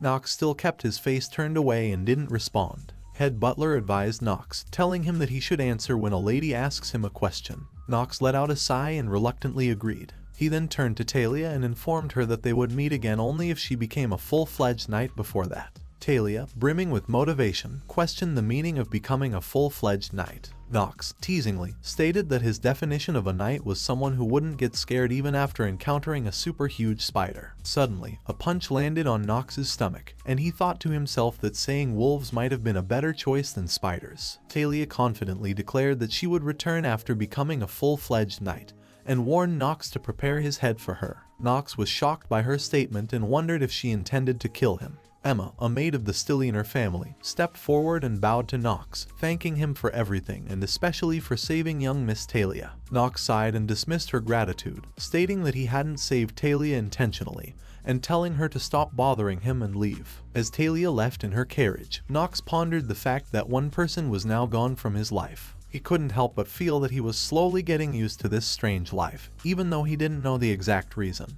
He found himself somewhat enjoying it. Just then, a message appeared, indicating that he had 146 days left due to his terminal illness. Nox realized that he had no time to rest. A few days later, Rona informed Nox that he needed to hire a new maid and new servants. Nox, thinking about the idea of getting a new maid, was interrupted by the entrance of head butler Rodwell into the room. Rodwell greeted Nox and informed Nox that Eldian Academy had sent a maid in training to assist him, and from that day onwards, she would be serving him. The maid greeted Nox and stated that her name was Jitri de Lavilia, emphasizing that she would be his exclusive maid from that point forward. Nox acknowledged her introduction and introduced himself as Nox von Reinhafer. However, he couldn't help but activate his skill, allowing him to see Jitri's status window. The window displayed her name, sex, age, species, main element, and various attributes. Notably, her passive skill was listed as perfect housework, and her active skill was mentioned as monitoring player based on orders of Theo von Reinhafer. Nox took note of the last line, indicating that Jitri was monitoring him based on orders from Theo von Reinhafer.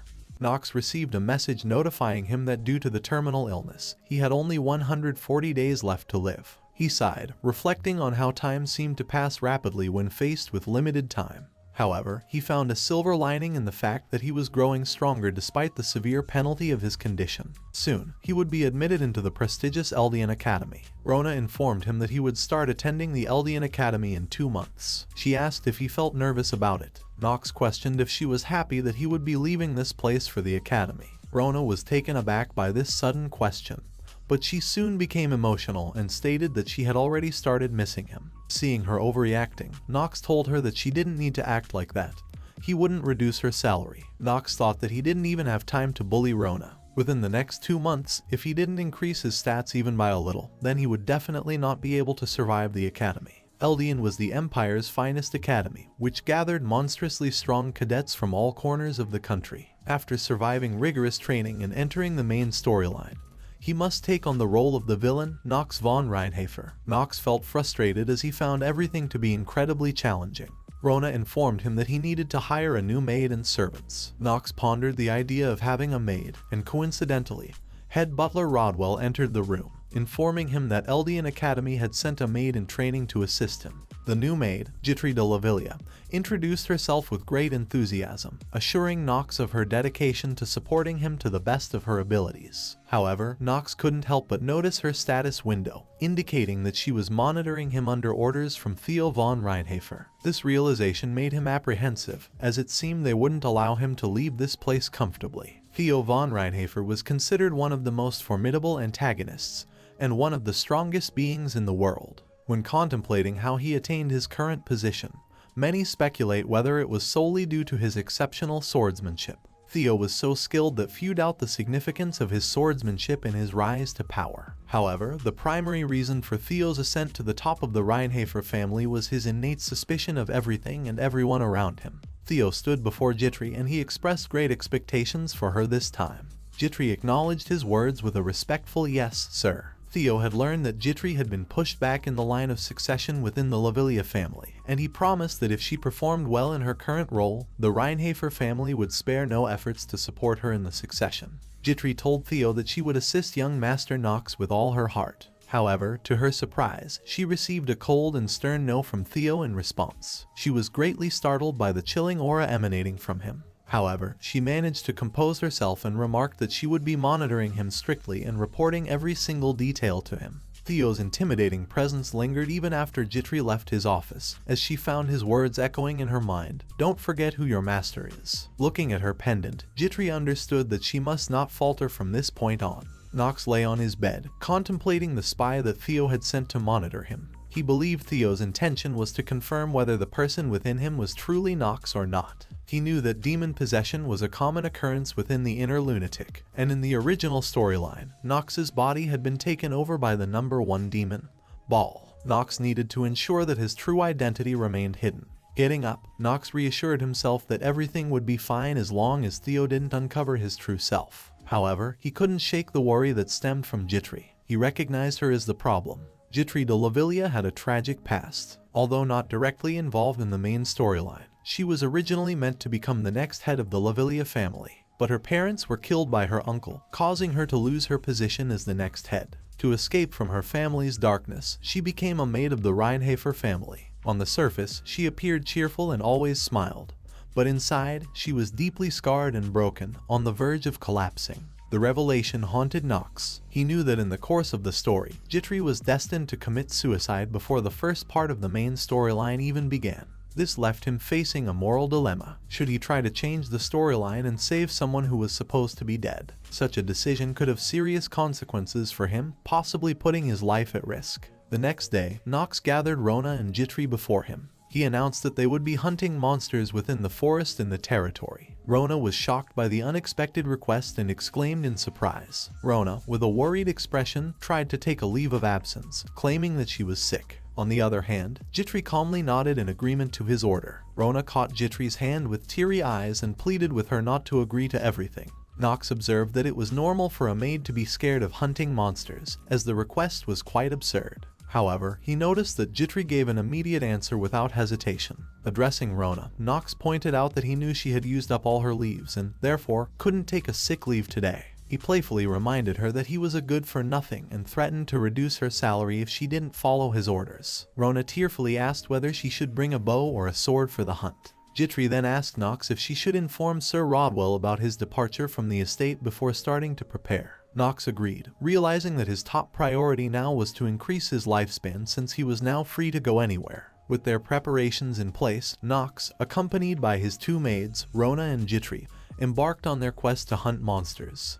A few days later, the once ominous missing child's forest now appeared like any normal forest after being cleared. As Nox ventured deeper into the forest, a wolf suddenly leaped at him. Reacting swiftly, Nox readied his sword and struck down the attacking wolf. In doing so, he received a message stating that he had absorbed a small amount of the Grey Wolf's life force, granting him an additional 2 hours of life. Breathing heavily, Nox contemplated his recent hunt. He wondered if he had managed to eliminate all the wolves in the area, considering that a single hunt had given him 2 hours of life. He saw this as a successful hunt and felt pleased with his accomplishment. Jitri approached Nox with a water bottle and pointed out that an hour had passed since he began the hunt. She questioned if he was still not tired. Nox realized that he hadn't activated the Hour of the Genius skill, which caused the hunt to take longer than expected.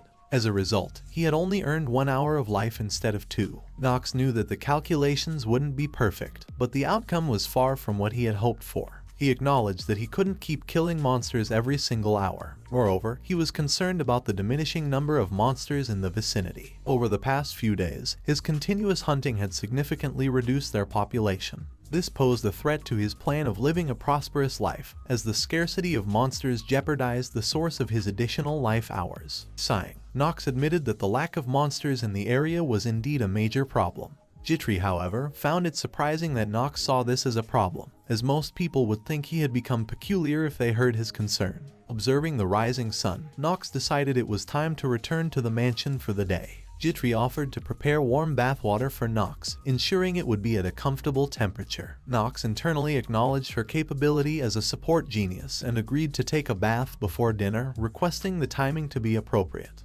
Jitri smiled, acknowledging Nox's request, and assured him that she would handle the task. During this interaction, Rona expressed her concern, reminding him not to forget about her. She mentioned that she would clean up his room. Nox was surprised but allowed her to do as she pleased. As Rona eagerly prepared to leave, Jitri couldn't help but smile. Suddenly, Nox called out to her and said that he wanted to ask her a question. He then posed an unexpected inquiry, asking whom she served. Jitri was taken aback by the question, uncertain how to respond. Nox knew that Jitri had the support genius trait, but he was also aware of the fact that no matter how beautiful or great a sword is, if he can't use it, then he won't hesitate to throw it away. Jitri hesitated to reply, but Nox seemed to understand her unspoken answer. Jitri tried to explain that she hadn't even said anything yet. She attempted to continue, but Nox interrupted and reassured her that he already knew what she wanted to say. He appreciated her honesty and stated that he had no intention of interrogating her any further. Nox expressed gratitude toward her and declared that irrespective of whom she served, he would consider her as part of his own.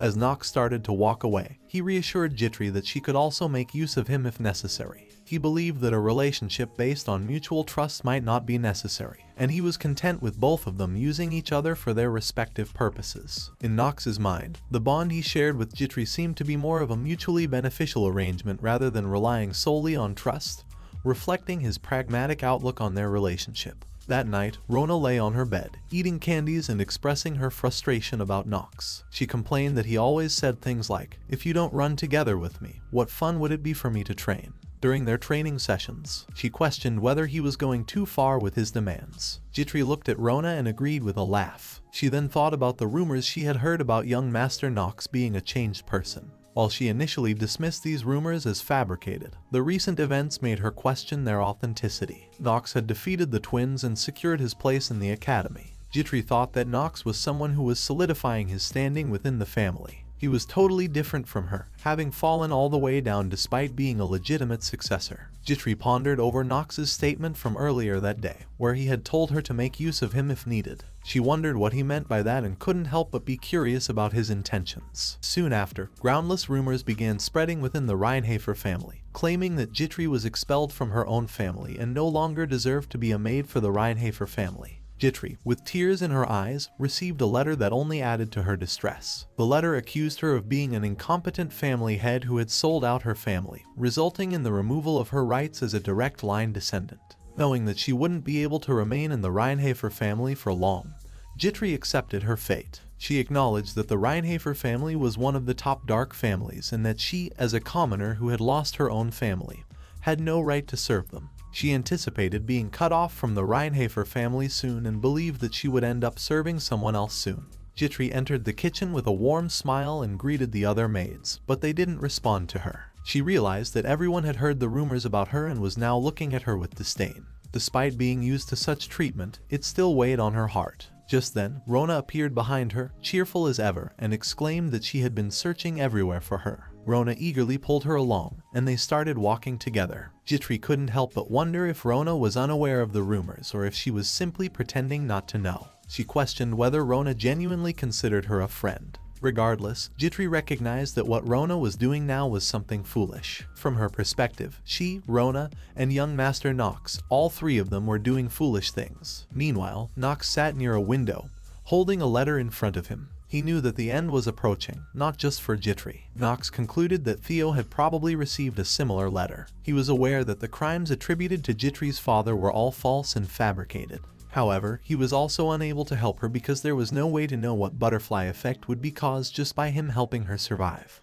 In the missing child's forest, Nox was on the hunt for monsters. With a swift swing of his sword, he effortlessly took down a menacing wolf. Rona and Jitri stood by, observing the scene. Rona noticed a coldness in Nox's eyes and commented on how he appeared harsher than he used to be in the past when he was more merciful. Jitri, intrigued by Rona's remark, asked if that was truly the case. This left Jitri feeling uneasy about the whole situation. Nox continued his killing spree without breaking a sweat, eagerly anticipating the appearance of something. He was well aware that in the missing child's forest, a hidden boss monster randomly shows up when only 20% of the regular monsters remain in the forest. He had planned to kill the hidden boss monster to boost his stats, but it looked like his plan was not going to work as the monster had still not appeared. However, something suddenly passed by his face, leaving him shocked. He swung his sword in response but didn't hit anything, and then realized that the hidden thing's speed was on a whole different level. Nox smiled, acknowledging that the hidden boss, an elite king wasp, was indeed challenging.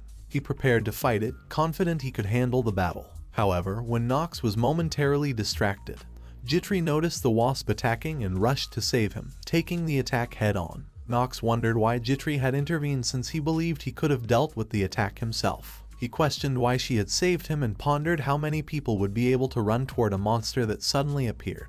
Nonetheless, Nox decided that he would use Jitri's actions to his advantage and protect her. In response to the situation, an angry expression appeared on Nox's face, and a message appeared, stating that the hour of the genius had been activated.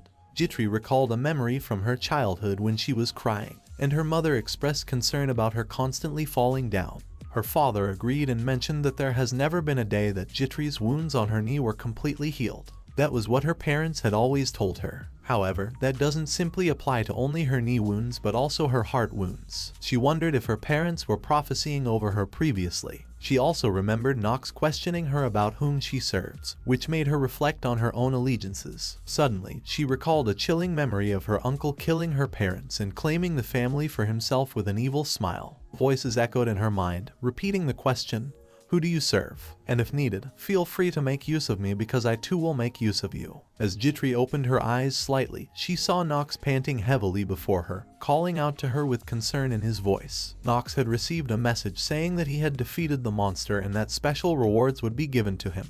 However, he ignored the message and instead reassured Jitri that everything was over, promising to take her back safely. Rona expressed concern and urged Nox to head back to the mansion quickly. Jitri observed Nox's expression and thought that he was lying. She questioned whether this was really the expression of someone who was just trying to make use of her. She wondered why she sensed a slight tremble and anger in his voice. Family head Theo read a letter and found it troubling. Head butler Rodwell confirmed that based on their investigation, the contents of the letter were true. The Lavilia family had decided to completely cut off Miss Jitri. Theo reflected on his initial plan to bring Jitri into their family and have him take over the Lavilia family. Since they had lost their previous head and were in an unstable state, he had thought that this would be the perfect time to take them over. With the involvement of Reinhafer, they should have been able to bring them into submission somehow. However, with the sudden expulsion of Jitri, their plans were rendered useless. Theo admitted that they can't do anything now, so he asked Rodwell for advice on what to do with Jitri. Rodwell remarked that if they placed a maid who didn't belong to any family besides Nox, they would be looked down upon within Eldine Academy, so he advised dealing with this quietly on their end.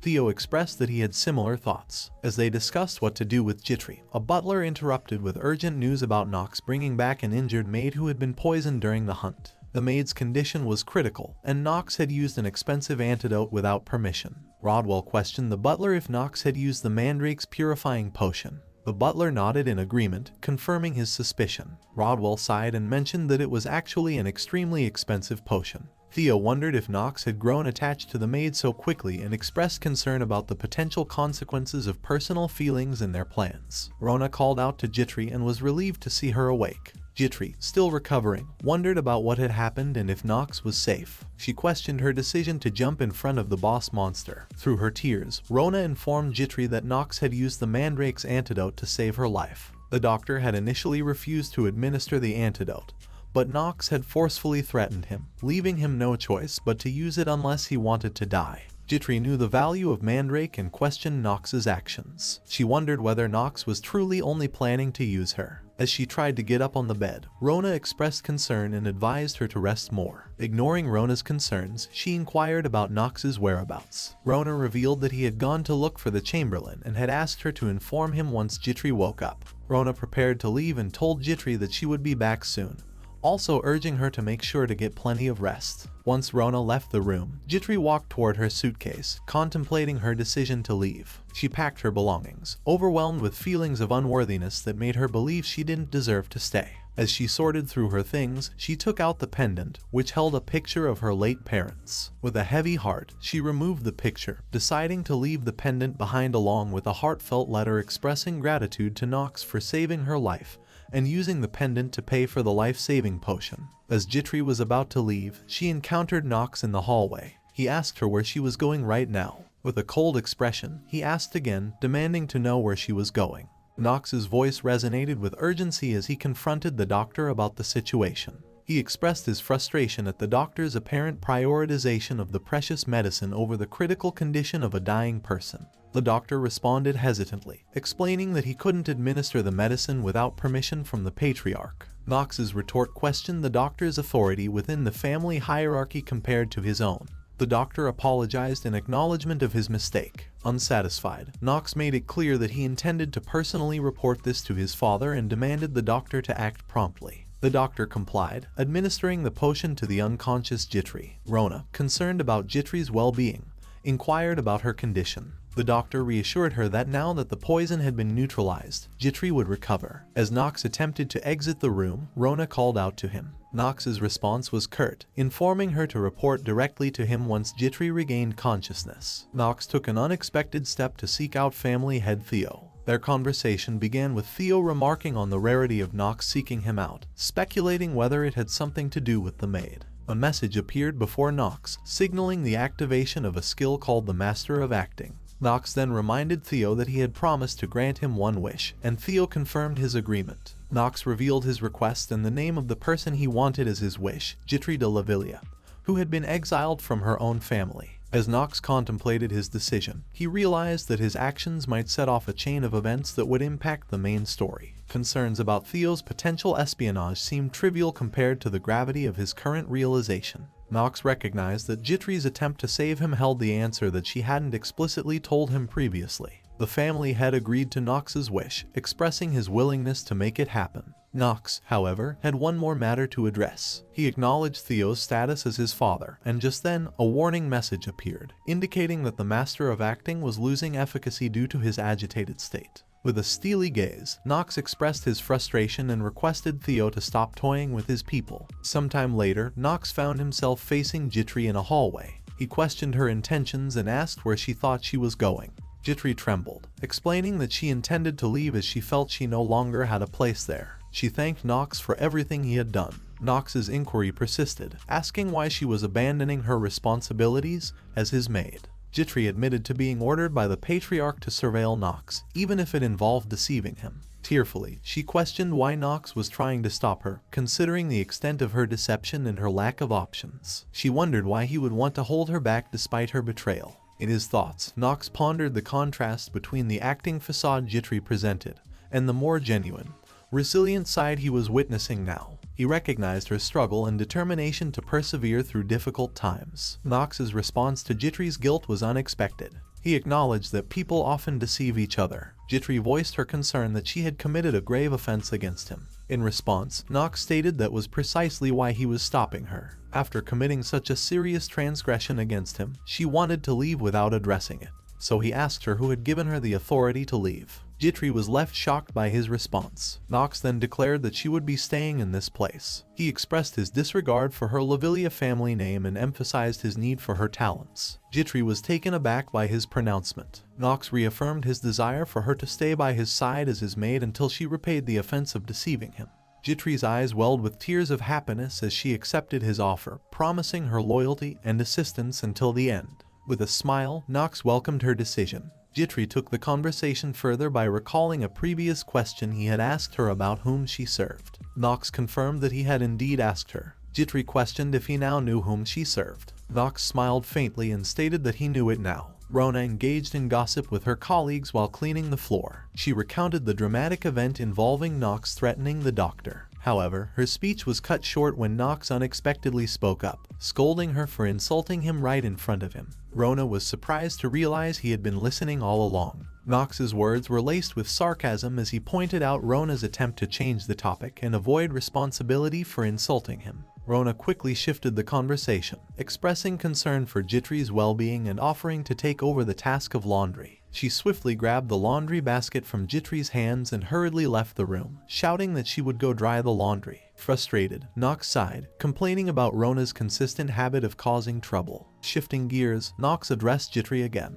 He brought up his upcoming enrollment in the Eldine Academy, a plan that involved them going together. Jitri confirmed her awareness and mentioned that she had already made preparations for it. She listed various items she had gathered, including basic tools, books, medicine, emergency items, clothing, and the cadet uniform for external trips. In his thoughts, Knox acknowledged her change in behavior. He appreciated that she no longer forced herself to put on a smile in front of him, allowing for a more genuine interaction. He preferred this authentic dynamic, one free of unnecessary compliments and superficial conversations. He mused that even in tough situations, they wouldn't betray each other, emphasizing a sense of trust. Jitri asked if Knox was truly alright, as there were negative rumors circulating about him lately. This caught Knox's attention, and he seemed surprised by the notion of worse rumors than the ones already in existence. Curious, Knox inquired about these negative rumors, prompting Jitri to reveal that there was a rumor suggesting that Knox was keeping her as his maid because he had feelings for her. Knox reacted with a mixture of surprise and contemplation. Internally, he reflected on the fact that he was feeling embarrassed about playing the role of Knox and creating such rumors. He apologized to Jitri for inadvertently involving her in the rumors, to which she reassured him that her intention in sharing this information was to make sure he wasn't uncomfortable due to the gossip. Knox acknowledged his infamous reputation, describing himself as the useless and foolish youngest son of the family. Jitri tried to downplay it, but Knox warned her not to lie, threatening to fire her. Jitri then mentioned having heard other rumors about Knox, including ones that labeled him as perverted. She questioned if those rumors were true. Nox's thoughts wandered as he considered his evolving image. He noted that while he was previously seen as a reckless and weak individual, he now seemed to be perceived as a capable troublemaker. Despite this, he understood the need to strike a balance. He recognized his role as a villain, aiming to let the protagonist shine. He emphasized that he wasn't the protagonist of Inner Lunatic. Nox decided to steer the conversation away from the rumors and shifted the focus to a task he had in mind. He explained to Jitri that, just like her, he needed to prepare in order to survive at Eldine Academy. Jitri inquired about what kind of preparation he was talking about. Nox thought to himself that Jitri's personality trait of being single-minded indicated her unwavering trust in a particular person, presumably him. He considered it advantageous to share some of his plans with her, as her trust would make it easier to enlist her help. Nox elaborated that he was planning to study magic before entering the academy and asked for her assistance in this endeavor. Jitri appeared surprised by his intention, pointing out that practicing magic was illegal in the empire they lived in. Nox confirmed that he was aware of the illegality and was still determined to proceed. He responded nonchalantly, stating that he was used to acting recklessly. Jitri expressed her understanding and acknowledged that Nox likely had a reason for making this decision. She agreed to help him by looking for basic books on magic that could assist him in his studies. Nox noted her competence and seemed content with her willingness to help. Suddenly, they both heard voices in the distance urgently urging someone to move quickly and prepare. Nox became curious about the commotion and wondered what could be causing such a ruckus. He glanced out of the window and saw a carriage parked outside. A voice was instructing workers to ensure that preparations were done properly, announcing the return of someone named Young Master Green.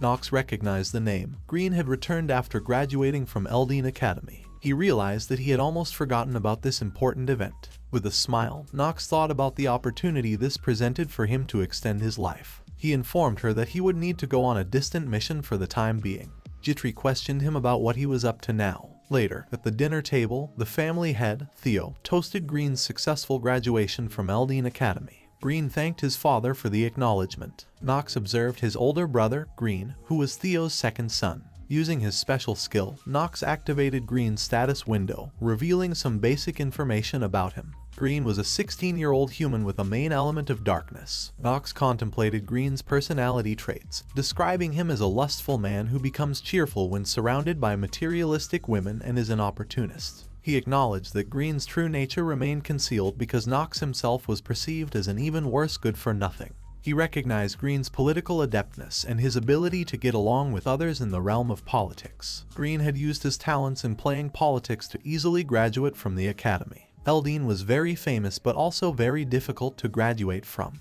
The academy had stringent admission exams, with less than 1,000 individuals passing and only half of those admitted managing to graduate. Family head inquired about Green's upcoming departure to Chaders. Green confirmed that he would be leaving for Chaders, a territory to the south, in 3 days. The family head deduced that Green's mission would likely involve monster hunting. Considering the time of year, Nox's thoughts delved into the details of Chaders. It was a neutral territory located beyond the Reinhafer family's land. It bordered Tagelan to the east, a region with an undeveloped desert along its borders that was infested with monsters. Green's mission from the Imperial family was to counter the monster wave in Chaders. Completing this mission was essential for becoming a recognized knight of the Imperial family. Green discussed the situation, explaining that Chaders became overrun by monsters during winter, and that the Imperial family wanted to take preemptive measures against them. The family head emphasized the importance of not bringing shame to the Reinhafer name and reminded Green of the potential impact on neighboring areas. Internally, Nox acknowledged that the Chaders mission held a significant role in the overarching story. He saw it as more than just a simple monster hunting quest. It was intertwined with various complex storylines. Recognizing the potential benefits, he realized that his involvement in the Chaders' subjugation was crucial to gain what he needed. Seizing the moment, Nox turned to Green and expressed his desire to join the Chaders' mission. Green was clearly surprised by Nox's request to join the Chaders' mission. He questioned whether Nox truly understood what Chaders was like. Nox replied that he had heard about the area's intermittent monster attacks and the increasing forces of secret bandits. Green mentioned that he had been hearing a lot about Nox recently, particularly about his involvement with clearing the missing child's forest alongside the second daughter of the Stilreiner family. Nox admitted that it was indeed true. Nox recognized that Green possessed a skill called precise detection. This skill allowed him to discern the reasons behind someone's restlessness, and if the target's stats were lower than his own, he could quickly identify the underlying causes. This skill had transformed Green into an expert in navigating the world and playing politics. As Green continued to question Nox about his victory over the twins and his decision to hire a commoner maid, Nox's skill steal mentality activated, countering Green's precise detection. Nox confirmed that all the rumors were indeed true. Green sighed and acknowledged Nox's achievements, but his demeanor quickly shifted to a more contemptuous tone. He stated that he couldn't allow someone who hadn't even been admitted to Eldian Academy to join him on the mission. He expressed a preference to avoid being responsible for collecting Nox's corpse. Suddenly, the family head interrupted the conversation, getting up from his seat. Green seemed taken aback by his father's interruption and awaited his response. The head of the family stated that he would serve as a guarantee that Nox would remain safe during the mission. He then turned to Green and issued an order, telling him to bring Nox along on the mission. Green reacted with defiance, exclaiming, "Father." The family head's gaze turned cold, and he reiterated that it was an order. He shifted his attention to Nox and informed them that the family would provide the necessary supplies for the mission. The family head instructed them to make preparations for the departure within the next 3 days. Nox's thoughts raced, wondering why the family head had granted his permission so easily. He considered whether Theo, the family head, had some ulterior motive behind this decision. Green's voice interrupted Nox's thoughts as he asked him what he was up to.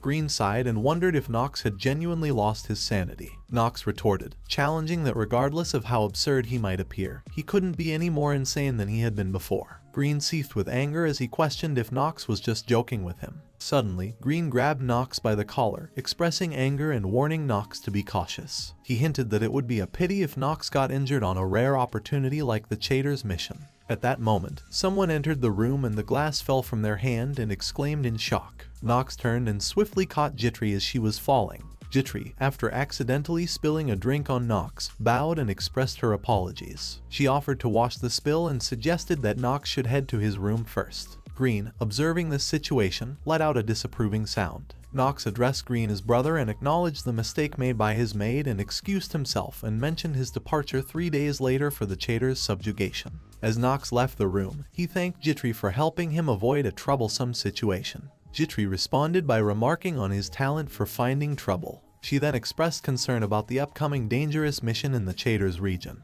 But Nox reassured her, only to be interrupted by Rona's sudden appearance. Rona, in a state of worry, questioned Nox about his plans. Nox couldn't help but wonder if she had forgotten his status as her young master. He confirmed that everything had been decided, hinting at news about his participation in the Chater's subjugation being widespread.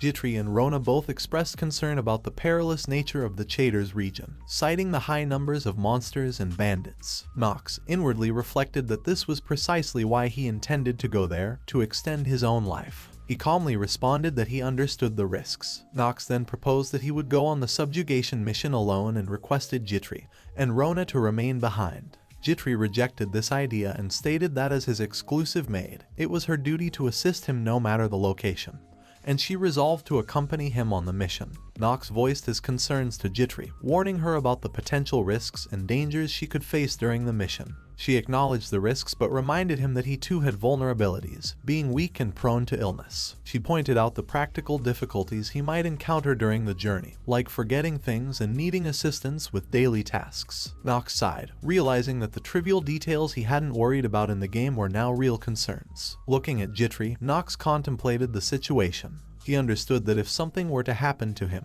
her position in the Reinhardt family could be compromised. It seemed that she had no choice but to accompany him. Nox agreed to her participation, on the condition that she follows his orders and learns to ride Carl. Jitri acknowledged her orders and mentioned that she had already gotten closer to Carl. Rona was shocked, and she questioned Jitri if she had really gotten closer to Carl and asked how she had managed to do that. Jitri mentioned that she had used half of her salary to buy high-quality sugar cubes for the horses, and after that, Carl opened up pretty quickly. Rona felt sadness and questioned Carl, asking if hay was not considered food, and went on to label him as a bad horse. She further remarked that Carl was a beast, much like his master. Nox then firmly announced his final decision. Rona would remain behind while Jitri would assist him on the mission. He instructed Jitri to make thorough preparations. Nox looked at the sulking Rona and thought that she seemed so concerned just now. He wondered if she would be alright. Their attention shifted as a knock sounded at the door. The head butler entered the room and informed Knox that the patriarch had an item to pass to him. Knox's thoughts raced as he considered the significance of this item. He recalled that Theo, during dinner, had mentioned that the family would provide necessary supplies for the mission. Knox suspected that the item might be one of those supplies, and he couldn't shake the feeling that Theo's support during dinner was part of a larger plan. Family head Theo's gaze fell upon Knox as he entered the room, acknowledging his presence. Knox, aware of the purpose of his visit, inquired about the item Theo had for him. Theo confirmed and then unveiled a sword before him.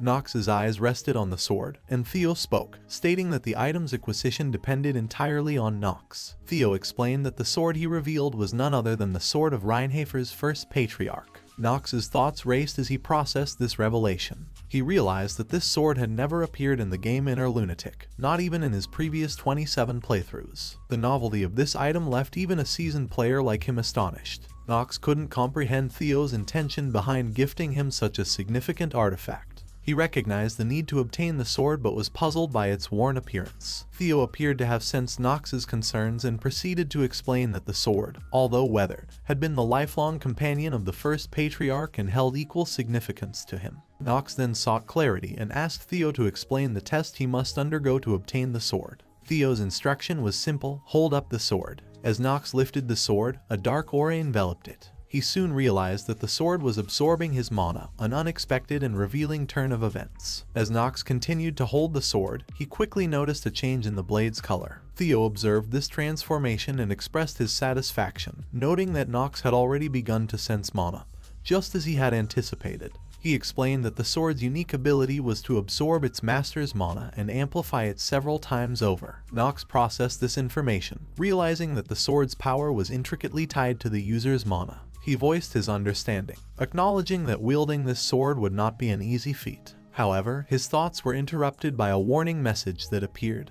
His mana was rapidly being absorbed. Due to this sudden change, his trait of being a master of acting became unstable. In a flustered state, Knox realized the potential danger of having his mana absorbed so rapidly. Theo then outlined the condition for obtaining the sword. Knox had to hold onto it for a duration of 10 minutes. Knox, his face now drenched in sweat, contemplated the challenge ahead. He couldn't help but think about Theo, suspecting that his involvement had something to do with this trial. As Knox struggled to maintain his composure, Theo revealed the sword's name, Stormbringer. The weight of this revelation added to Knox's apprehension as he grappled with the task of enduring the next 10 minutes while holding onto the sword in his current mana-draining state. As Knox held the sword Stormbringer in his hands, a status window appeared, revealing information about the sword. Stormbringer was currently in a weakened state, with the potential to grow from an intermediate to an advanced grade. Its elemental attribute was darkness, and it had a special effect. Every time the user killed something with this sword, it absorbed its user's mana and converted it into its own stats. Once it absorbed a significant amount of the user's mana, it would discharge it, unlocking its power. Knox struggled to process this information, realizing that it wasn't the most pressing concern at the moment. However, another message appeared, indicating that his mana had been completely exhausted, and the sword was forcefully converting his life force into mana.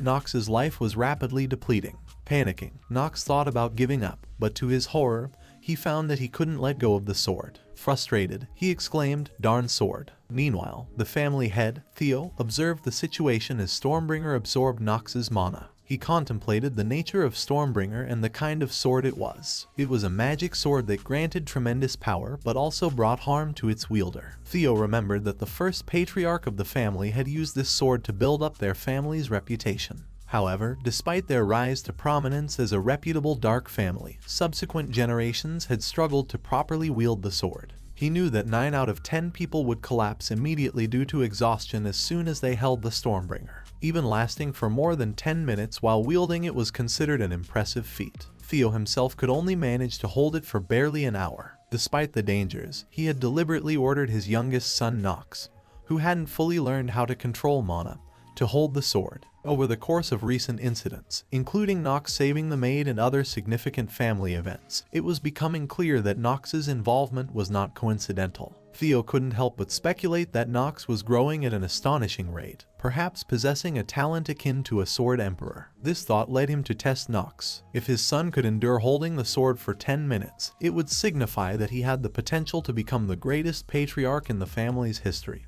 eventually surpassing Theo himself. And if that were to happen, Nox might eventually succeed in killing him. Finally, after a strenuous struggle, Nox managed to subdue the sword's effects. Theo calmly remarked that his thoughts about Nox hiding his strength were correct. Confused, Nox questioned what he was talking about, but Theo simply walked away and told him that the sword was his from now on. As Theo departed, Nox panted heavily, his thoughts echoing with frustration as he asked him to give back his life force before he left. 3 days later, the group prepared for their departure on the Chaytor's subjugation mission. Jitri commented to Nox about the numerous supplies they had to bring along and expressed relief that the dimensional pouch could hold all of them. However, there was no response from Nox, which left Jitri puzzled. She couldn't understand why he seemed to be in a bad mood when he had been eagerly awaiting the subjugation mission.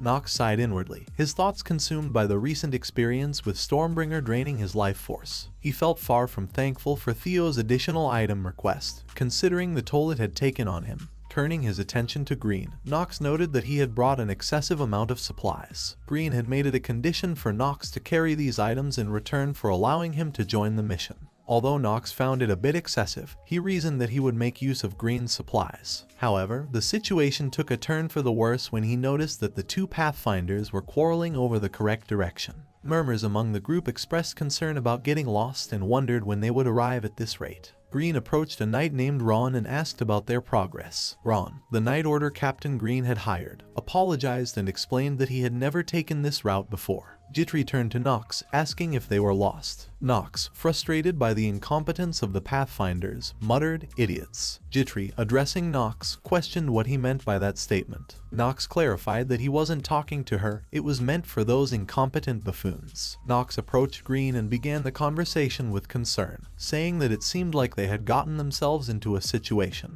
Green responded curtly that it was none of his business. Undeterred, Nox asserted that they had lost their way. In an outburst of frustration, Green snapped and told Nox that it was none of his business. Nox maintained his confident demeanor and stated that he could get them to the destination. Hearing this, Green was taken aback and asked in disbelief what he meant by that. He couldn't help but doubt the feasibility of Nox, who had spent his entire life within the mansion, being able to guide them to their destination. Nox, however, remained resolute and requested to be hired as the Pathfinder. He claimed to have talent in this area and even mentioned that the family's vassals had complimented his skills. Green, still skeptical, asked if the vassals had genuinely praised him. Jitri observed the situation and realized that Nox was blatantly lying. Green weighed the options and considered that arriving late could pose problems. However, he also contemplated the possibility of Nox failing to lead them, which could dent his confidence. Ultimately, he smirked and agreed, remarking that since he was that confident,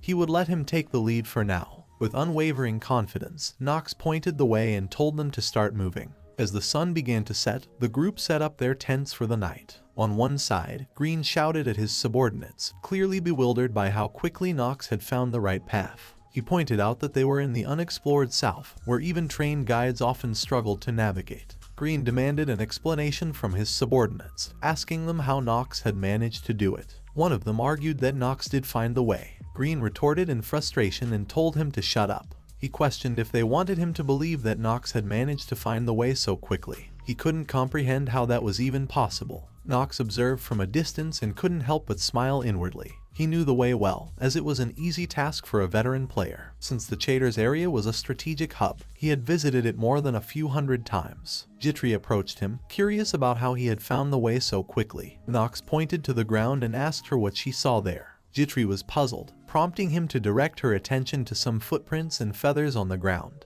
He explained that they were the footprints and feathers of an owlbear, a creature with a bear's body and an owl's head that lived in the south. Its habitat was along the southern Chaytor's border, so, by following the direction of those tracks, they would easily find their way to Chaytor's. Jitri then questioned whether it was safe to set up an overnight camp in the habitat of owlbears. Nox reassured her, saying that since they were afraid of fire, they wouldn't come into a camp where there were so many people. Meanwhile, within the group, conversations began to circulate. One person commented that he had heard that young Master Nox had changed a lot. He questioned whether he was much better than the second young master who had studied at the academy. These remarks fueled Green's jealousy as he overheard them. In response, he turned to his butler, Schultz, and inquired if it was true that Hartz and Allen had lost to Knox. The butler confirmed that it was indeed correct. Green then revealed his intentions to see just how strong Knox was. The butler, with a sinister grin, took out a small bag and revealed that he had the perfect item for this task. Green immediately recognized the item, and an evil smile crept across his face as he remarked that it was going to be a long night for Knox. As night descended, everyone in the camp had fallen asleep, including the guards. In the darkness, a figure appeared amidst the bushes near Knox's camp.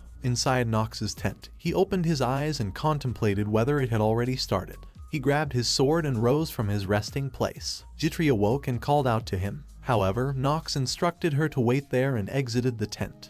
Knox stood outside in the moonlight, and as dark figures approached him, he realized they were 4 ogres. He noticed something placed on his tent and suspected that it was the cause of the ogre's presence, as the soil there was mixed with the female ogre's pheromones. He believed that Green had used this to lure the male ogres during their mating season to intimidate him. Smiling confidently, Knox drew his sword and addressed the approaching ogres, calling them his life forces. At that moment, a message appeared, indicating that the artifact Stormbringer was responding to the user's mana and will. An orc charged at Knox with his club, but he successfully deflected the attack with his sword. He then leaped into the air, dodging the attacks of the other ogres. His sword began to glow with dark mana as he descended towards one of the ogres. He landed on the back of the ogre and plunged his sword into it, finishing it off. The remaining ogres swung their weapons at him, but Knox noticed their movements and swiftly attacked all 3 of them. Looking at his sword, he thought that it was pretty good. He had been worried that it might consume his mana recklessly, as it had in the past when he was in front of Theo.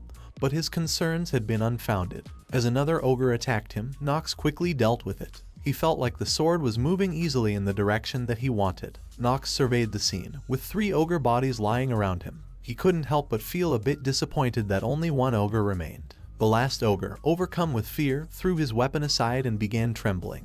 Then, he turned and fled. Knox, determined not to let the ogre escape, whistled and called out to Carl. Carl, glowing with malevolent mana, swiftly arrived, and Knox mounted it. Together, they chased after the fleeing ogre. Knox quickly caught up to it, and with a single swing of his sword, he finished off the last ogre. As he breathed a sigh of relief, a message informed him that he had gained 1 day and 9 hours after defeating the ogres. Jitri exited the tent and expressed her concern for his well-being. Knox dismounted from Carl's back and reminded her that he had instructed her to wait in the tent. Jitri questioned the unexpected appearance of ogres at the forest entrance and suggested waking the others just in case. Knox, however, explained that someone had intentionally lured the ogres there, mentioning Green von Reinhafer's name. He believed Green had used the ogre's behavior to orchestrate the attack and had set up his tent further away from them on purpose. Jitri deduced that Green might be trying to keep him in check, and Knox agreed, speculating that Green thought he lacked the qualities to become a successor candidate for the family. Therefore, Green had decided to test his abilities in advance. Knox contemplated the situation, thinking about Green's actions. He believed that Green, compared to the eldest son Garen,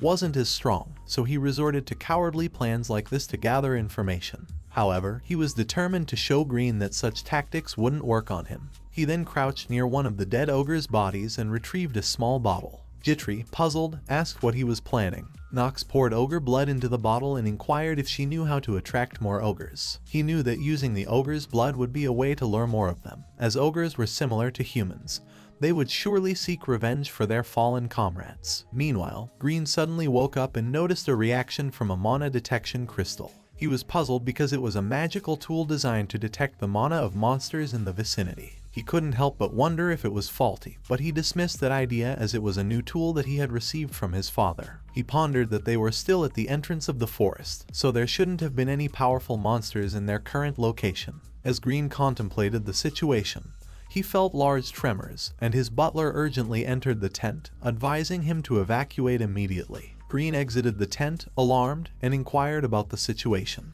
The butler reported that a large group of ogres had appeared, and the soldiers were currently engaged in battle with them. Taken aback, Green thought in shock that this wasn't where the ogres should have been appearing. Morning arrived, and the dead ogres' bodies lay on the ground. Green in frustration shouted at his butler and accused him of planting the soil on top of his tent. However, the butler denied the accusations and found it strange, as he had definitely planted the soil on Knox's tent. Meanwhile, Knox woke up and stretched, letting out a yawn. He looked at Jitri and remarked on the refreshing morning. Jitri, seeming weary, agreed and suggested they eat. Nox sat down on a box and invited Jitri to join him, even though she protested that she was a maid and couldn't eat with him. Nox insisted, citing their current mission and the potential danger of monsters. He playfully mentioned the possibility of ogres appearing, similar to what happened near his brother's tent. Jitri was taken aback by Nox's attitude, and she couldn't help but comment that the master she was serving was a little shameless. Nox chuckled and advised her to get used to it. Meanwhile, Green ordered his people to pack up the tents. Nox observed the tents and thought that the blood-stained tents needed to be thrown away. He suspected that the ogres would keep chasing them if they didn't get rid of it.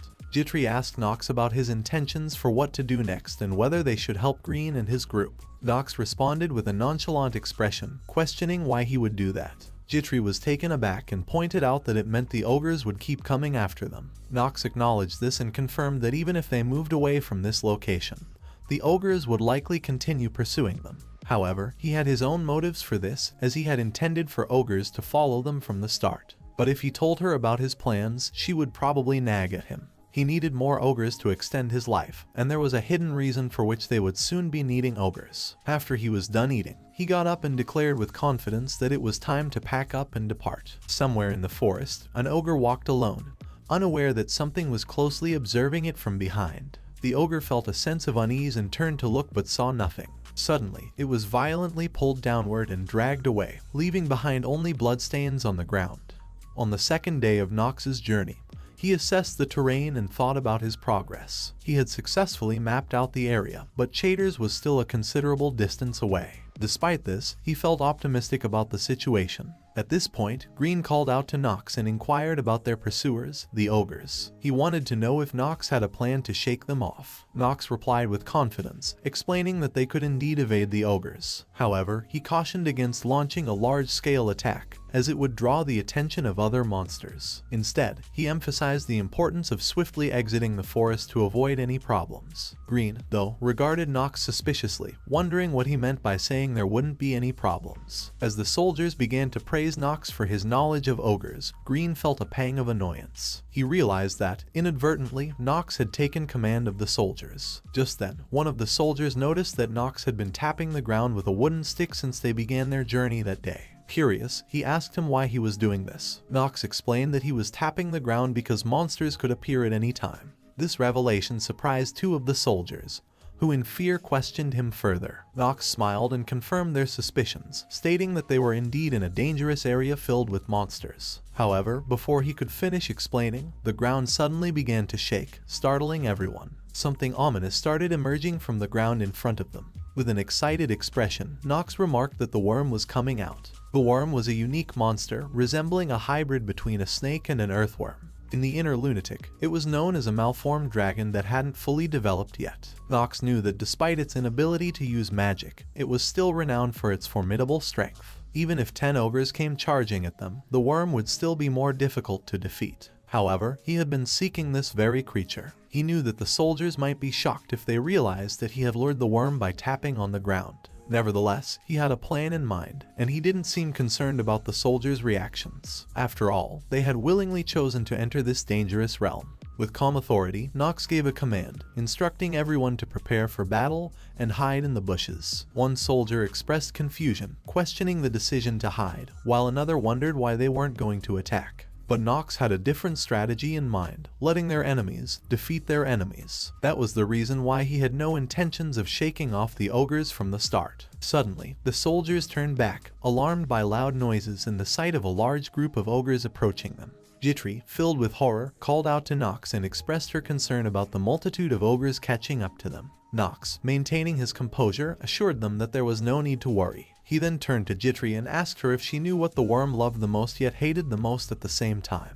Jitri, puzzled, sought clarification just as a loud sound rang out. They noticed that the worm had arrived near the ogres and was screaming at them, setting the stage for an unexpected confrontation. Nox explained to Jitri that ogres were the worm's main food source, but they were constantly seeking revenge, making them arch-enemies. This information was crucial for skilled adventurers who knew how to exploit this enmity. Jitri, perplexed, asked Nox what he meant by make use of that. As she inquired, the worm pinned one of the ogres with its mouth. The ogres retaliated by attacking the worm with their clubs. The shocking sight of the ogres and the worm battling each other left everyone in astonishment. Green felt frustration, wondering how Nox had possessed such information. Jitri asked Nox if they should just wait at this point. Instead of answering, Nox collected some small rocks and observed the ongoing battle. Then, without warning, he hurled a rock at one of the ogres, striking it in the back. He continued throwing rocks, targeting each ogre. Jitri, filled with worry, questioned his actions. She expressed concern that the ogres might turn their aggression towards them. She couldn't fathom why he was throwing rocks at the ogres. As the worm killed one of the ogres, Nox received a series of messages indicating stat increases and a life extension due to defeating the ogres. Nox smiled and internally apologized to Jitri, as he needed to damage the ogres at least once to gain experience points. Nox's expression changed as the worm dispatched the last ogre, and he received another series of messages, extending his life and increasing his strength stat once more. As the battle unfolded, Green found himself growing increasingly frustrated. He thought it was already over, and despite Nox making use of the ogres, they seemed to be losing. Fear crossed his face as he contemplated how to escape safely from the seemingly invincible worm. However, at that moment, Nox's voice reached everyone. He instructed them to prepare to attack and recommended firing arrows or throwing spears at the monster's mouth. One of the soldiers hesitated, but another urged everyone to follow Nox's lead and attack. The soldiers followed his command, launching arrows and spears at the worm, causing it to scream in pain. Nox was ready to take his turn. He activated the skill hour of genius, causing time to seem as if it had stopped. The projectiles were in mid-air and everyone around appeared frozen, except for Nox. He charged towards the worm, launching himself into the air and arriving near the worm's head. In a split second, he slashed his sword multiple times, landing back on the ground just as time resumed its flow. The worm's entire body was cut, and blood gushed from multiple wounds. A series of messages appeared, indicating that his life had been extended by 10 days for defeating the worm. He now had 122 days of remaining life. Nox couldn't hide his satisfaction as he thought about the unexpected bonus of 10 days. He attributed their success to the ogres, acknowledging that without them, defeating the worm wouldn't have been so easy. He received another message, this time indicating that his stamina stat was now at 5. And the effect of the trait Blessing of Growth had disappeared. Nox couldn't help but feel a bit disappointed at the loss of this hidden piece of power, but clenched his fist, determined to make the most of his newfound stamina. One of the soldiers, concerned for his well-being, asked if he was hurt anywhere. Nox reassured them that he was unharmed and commended their efforts. The soldiers, however, were quick to praise him, expressing awe at his actions. Nox modestly downplayed his role and suggested they reorganize themselves. Just as they were about to regroup, they felt the ground tremor once again, and another worm emerged from the ground. Panic spread among the soldiers, and they quickly took defensive positions. Nox, too, was surprised by the appearance of another worm. A soldier urgently shouted at Nox to get back, and another told him to move out of the way. However, before they could react further, a figure suddenly appeared in the air, and swiftly sliced the worm with a single slash. Nox recognized the person's face and couldn't help but wonder what he was doing there. Nox found himself in a perplexing situation as he looked at the man standing over Worm's lifeless body. His thoughts raced as he recognized the man before him, Paracelsus, the sword genius, one of the inner lunatic's most formidable characters and one of the 3 sword emperors, alongside Theo and Celsus' student. He knew that Paracelsus had a deep-rooted disdain for nobles, which made this encounter all the more unexpected. Paracelsus, seemingly unfazed by the tension in the air, asked for a word of thanks for saving him. Schultz, standing beside Green, was clearly irritated by Paracelsus' presence and demanded to know who he was. Paracelsus, in an informal manner, introduced himself and suggested that they could regard him as a mere mercenary. Nox could understand his hatred for nobility based on his past experiences when he was younger, but he couldn't shake the feeling that something was amiss. According to his extensive knowledge of the game, the first encounter with Paracelsus was supposed to take place in Eldine Academy, not here. He began to worry about the implications of this unexpected encounter. As he grappled with confusion and concern, a guard approached Paracelsus, inquiring about his identity and requesting identification. Paracelsus, apparently unperturbed, readily agreed to the check. As the group continued their journey towards Chaders, Green couldn't resist engaging Paracelsus in conversation.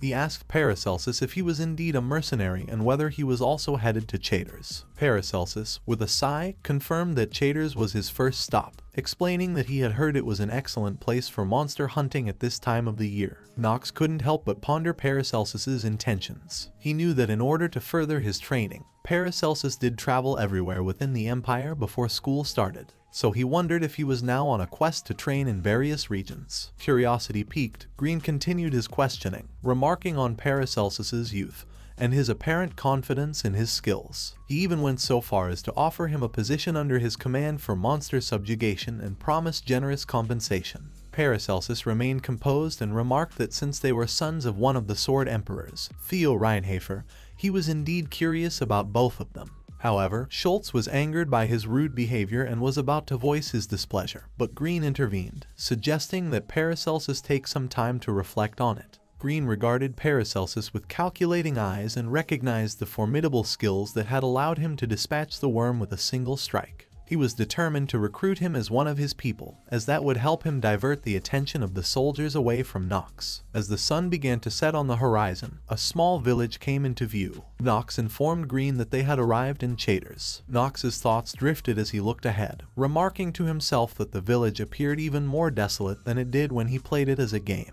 As they entered the city, a poor girl approached them and timidly asked for something to eat. Green looked at her for a moment but continued on his way, ignoring her plea. Nox too turned his gaze away from her. Disappointment welled up in the girl's eyes, and Paracelsus, who observed the situation, couldn't help but feel disappointed in their behavior. Soon, a man named Tegan appeared before their group and introduced himself as the security chief of the village. He recognized Green as someone who had graduated from Eldine Academy, and Nox as his younger brother. He revealed that he had been informed of their subjugation mission and their arrival in advance. Paracelsus couldn't help but reflect on the coincidental meeting with one of the Sword Emperors, Theo von Reinhafer's sons. He had high expectations when he learned that the prestigious Reinhafer family was personally involved in the subjugation mission in Chaders. However, his expectations seemed to wane as he recalled Nox's fight against the worm. He regarded them as sheltered young nobles, capable of decent sword techniques but still lacking in real-world experience. Surveying the city's sorry state, Paracelsus noted that the city was unable to function properly. According to him, the Night Order was preoccupied with misappropriating funds for their own gain, leaving the city's residents defenseless against the monster wave. The people of Chaders were so desperate that they would be grateful for something as basic as food.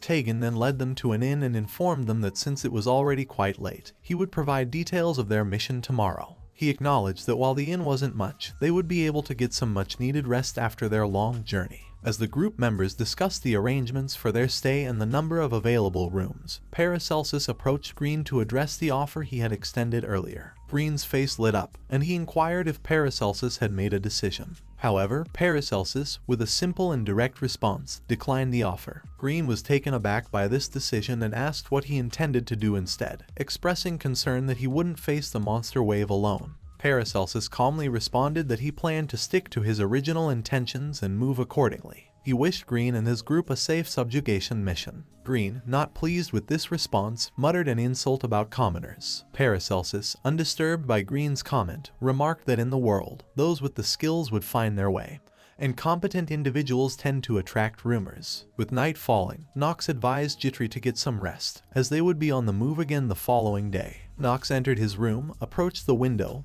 and peered outside. There, he spotted the girl and two other children sitting by a fire. Suddenly, the girl's eyes fluttered open as she heard a voice calling out to them. The other children woke up and looked at Nox, who was standing near them. Nox then asked if they wanted some food. Without hesitation, he opened a bag filled with provisions and began distributing it to them, telling them to eat up. The girl's face lit up with happiness, and she asked if they could really eat these. Nox nodded, confirming that they could indeed have the food. Inwardly, he pondered the fact that he couldn't save everyone. He recognized that this act of kindness might be attributed to Yu Chan's benevolence and generosity. The girl wiped away a tear of happiness and expressed her heartfelt gratitude. However, Nox was already thinking ahead. He wanted to build a future where these children wouldn't have to beg for food, and to achieve that, they first needed to survive in Chaders. Meanwhile, Jitri, who had been observing from behind a wall with her own bag of food, couldn't help but smile to herself. She had suspected that Nox was just putting on a cold front earlier, and now it seemed her suspicions were confirmed.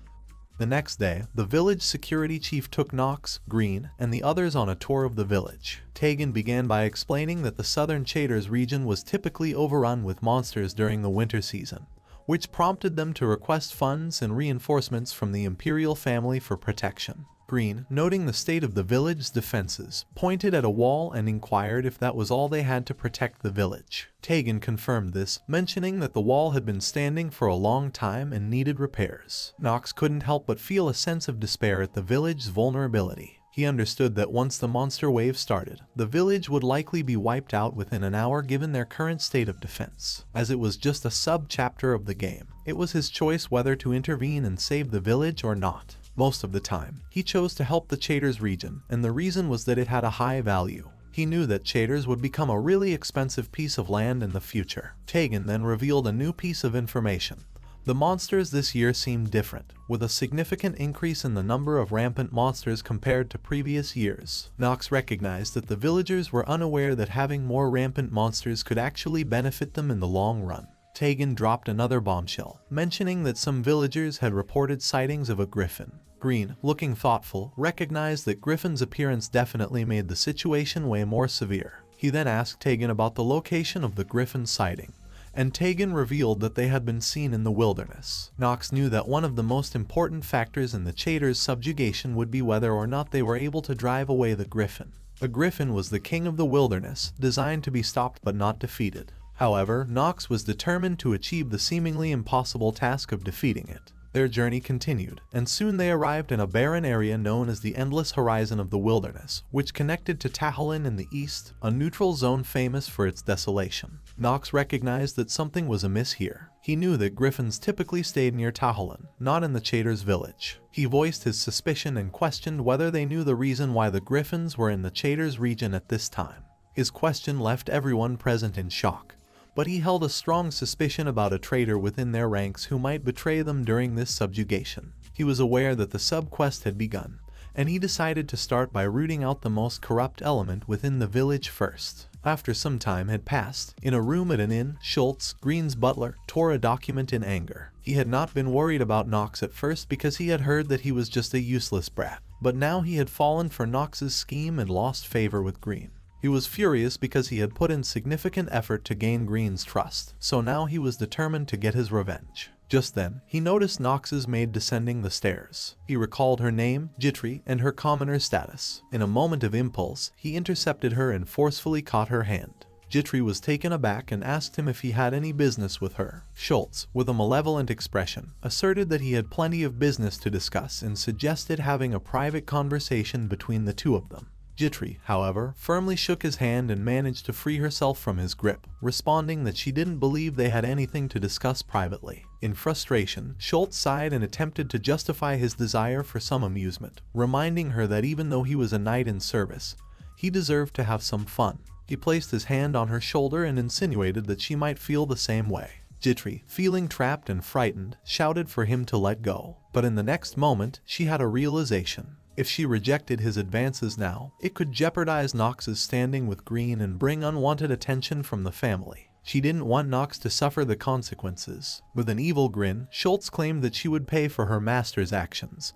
citing the loss of more than 10 years of his life's efforts. However, just as things seemed dire, a voice interrupted, offering to pay for something. Before Schultz could react, an object flew past his arm. To Jitri's relief, it was Nox holding his sword, wearing a cold expression. Soon, Schultz let out a loud scream of pain. Nox stared at him with a steely gaze and demanded to know how he would like him to pay. Schultz panted heavily, his shoulder injured and his face drenched in cold sweat. He questioned Nox's actions, suggesting that even he wouldn't get away with such behavior. Then, he attempted to leverage Green's influence by insinuating that Green would not tolerate what Nox had done. Nox, with his eyes cold and unwavering, confronted Schultz, asking if he was trying to threaten him with his brother. Before he could react, Nox's sword swung again, and another piercing scream echoed through the room. Schultz, still in pain, looked at him and protested that this was completely wrong, emphasizing that even if he had the support of his family, he couldn't do this. Nox, however, interrupted him and asserted that he was not the one who didn't know his place because of his family being behind him. It was Schultz. Nox's sword descended and took away Schultz's life. Jitri was shocked by this sudden turn of events. She expressed her concern about what he had just done and mentioned that young Master Green would not let this pass. Just then, Green entered the room and demanded to know what was happening.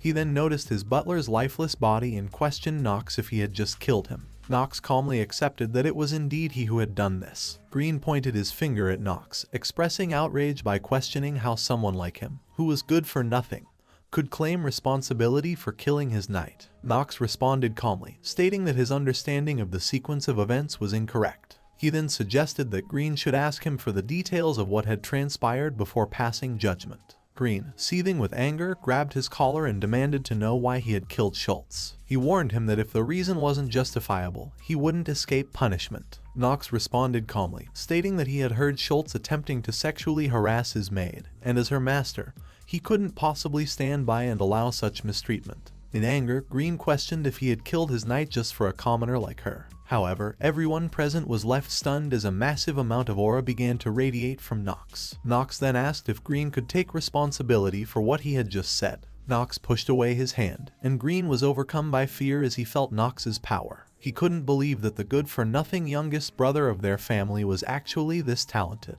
Green backed off and remarked that he should have reported the incident to him first. Nox reminded him of his reputation as the family's good-for-nothing, implying that he wasn't accustomed to such protocols. Instead, he proposed that they leave the resolution of the matter to their father once they returned to their estate. Green realized that Nox wanted something from him, but he eventually agreed to leave the decision to their father. Nox smiled faintly and expressed that it was a wise decision. He then turned to Jitri and inquired if she was hurt anywhere. As Nox and Jitri walked out of the room, Green couldn't help but question when he had become so strong. He was also sure that he had seen the sword Nox was holding before. Green understood the gravity of the situation and realized that underestimating Nox during this subjugation mission would be a catastrophic mistake.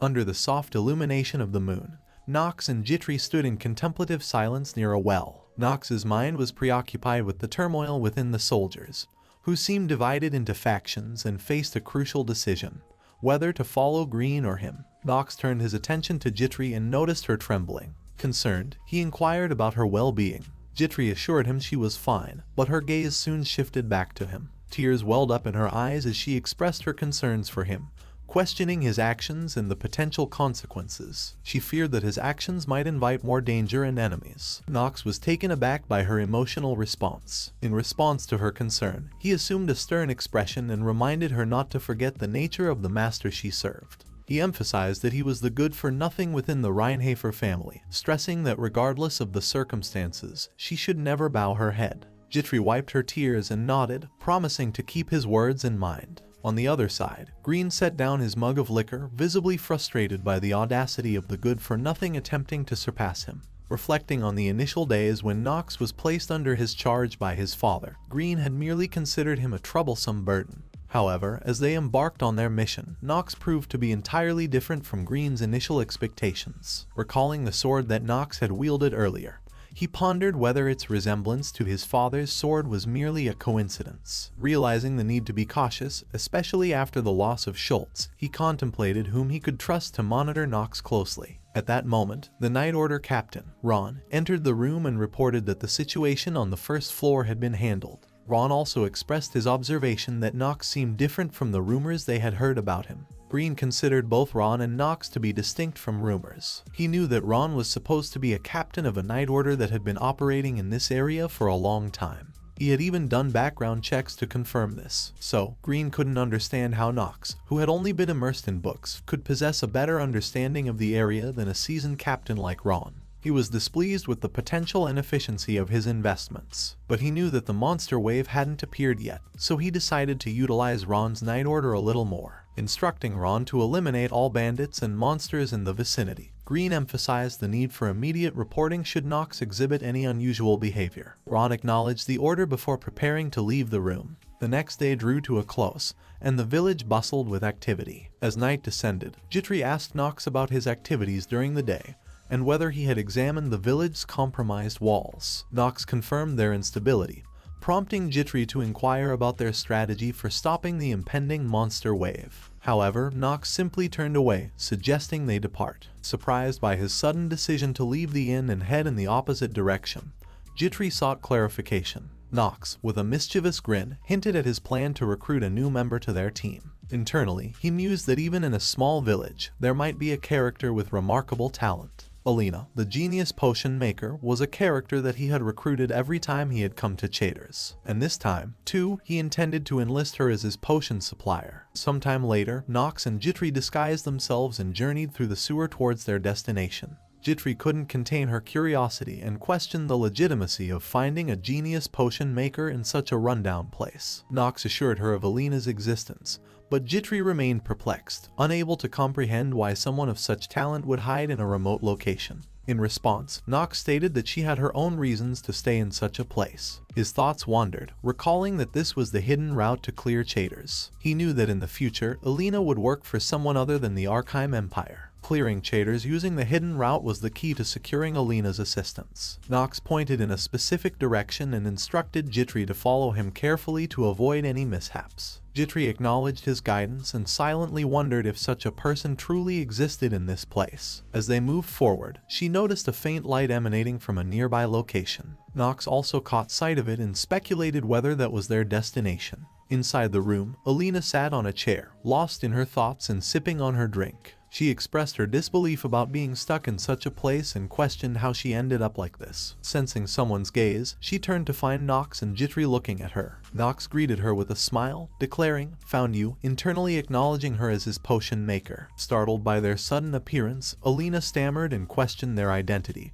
and the reason for their visit to such a place. Jitri was taken aback and couldn't believe that the brilliant potion maker Nox had spoken of was the drunkard before them. A few minutes later, Alina gathered herself and apologized, expressing her surprise at their connection to a distinguished family. Nox reassured her that it was all right and quickly revealed that he had come here because he had something to talk to her about. He told her to stay focused and Alina agreed to pay attention. In his thoughts, he recognized that at this point of the story, Alina was a genius character who had the highest potential for development and was a skilled potion maker, so he was determined to get her on his side here. But he also recognized that she had some flaws. His eyes scanned Alina's status window, revealing her basic information. Alina was a 21-year-old half-elf with her main element being wood. Most of her statistics were average, but her charm was notably high, and she possessed the passive skill blessing of production. Her positive traits included being cheerful, a genius potion maker, and an unawakened low-rank spirit mage. However, Nox couldn't help but sigh when he noted her negative trait, drunkard. Nox questioned how many genius characters the good-for-nothing of the Reinhardt family could recruit, and the answer was none, let alone a precious genius potion maker. Despite her problematic traits, Nox declared that he didn't have a choice. With teary eyes, Alina apologized for any perceived offense she may have caused. Jitri, however, discreetly voiced her concerns to Nox, suggesting that recruiting a drunkard might not be a wise decision. Nox concurred but explained their lack of alternatives, and Jitri guessed that the reason why Nox was still trying to recruit her might be complicated. Alina was listening and finally spoke up, questioning why they had come here looking for her. Nox didn't beat around the bush and made a straightforward proposal, inviting her to join him and offering to provide what she needed most. Alina was initially shocked by the offer, struggling with her response. After some contemplation, she respectfully declined his offer, stating she had a personal mission to fulfill in this place. But when Nox questioned if she was refusing because of something related to her friend May, her eyes widened in disbelief. Alina questioned how he knew about this, and Nox revealed that in the near future, May would be executed. Alina stood up with a shocked expression, about to question, but before she could speak, Nox added that if Alina accepted his offer, he might be able to save May. With a confident smile, Nox extended his hand toward her and asked if he had changed her mind even a little. Alina pondered as she recalled Nox's words, "In the near future, May will be executed. So, if she joins him, he will rescue May for her." She couldn't shake the thought of May, her one and only friend, from her mind. She recalled a vivid memory of May standing confidently before a group of knights, fearlessly confronting them about the unjust imposition of additional taxes. Despite the disdainful looks from the knights, May persisted, pointing out the suffering of the people and the neglected state of the walls, even with funds provided by the imperial family. Alina couldn't help but feel a pang of regret, wishing that it had been her who was dragged away. She thought about how the situation might have been different if she had reacted more aggressively back then. As tears streamed down her face, Alina admitted her inability to save her friend alone. She couldn't shake the doubts about Nox's ability to rescue May either, doubting whether he would even try. The weight of the situation lingered in her thoughts, leaving her with a sense of helplessness and a fear that this memory would haunt her for a long, long time. In a bustling bar, members of the Night Order reveled in laughter and clinking mugs of liquor. As Ron emptied his mug, his friend prepared to fill his own and asked for his opinion on Green. Ron dismissed Green as a gullible fool, recounting how they duped him by posing as members of the Night Order, and he had believed them without any suspicion. Everyone started laughing after hearing this. Ron's friend reached into his pocket and mentioned that, although they had obtained it by coincidence, it was worth rummaging through the real Ron Night Order's living place. He then pulled out a token and gleefully remarked that with this token, they could aim for even bigger jobs. Ron displayed a similar token and shared his plans to showcase this badge to the Reinhardt family. They would assume that he was the captain of the Ron Night Order and would provide him with benefits befitting someone of that position.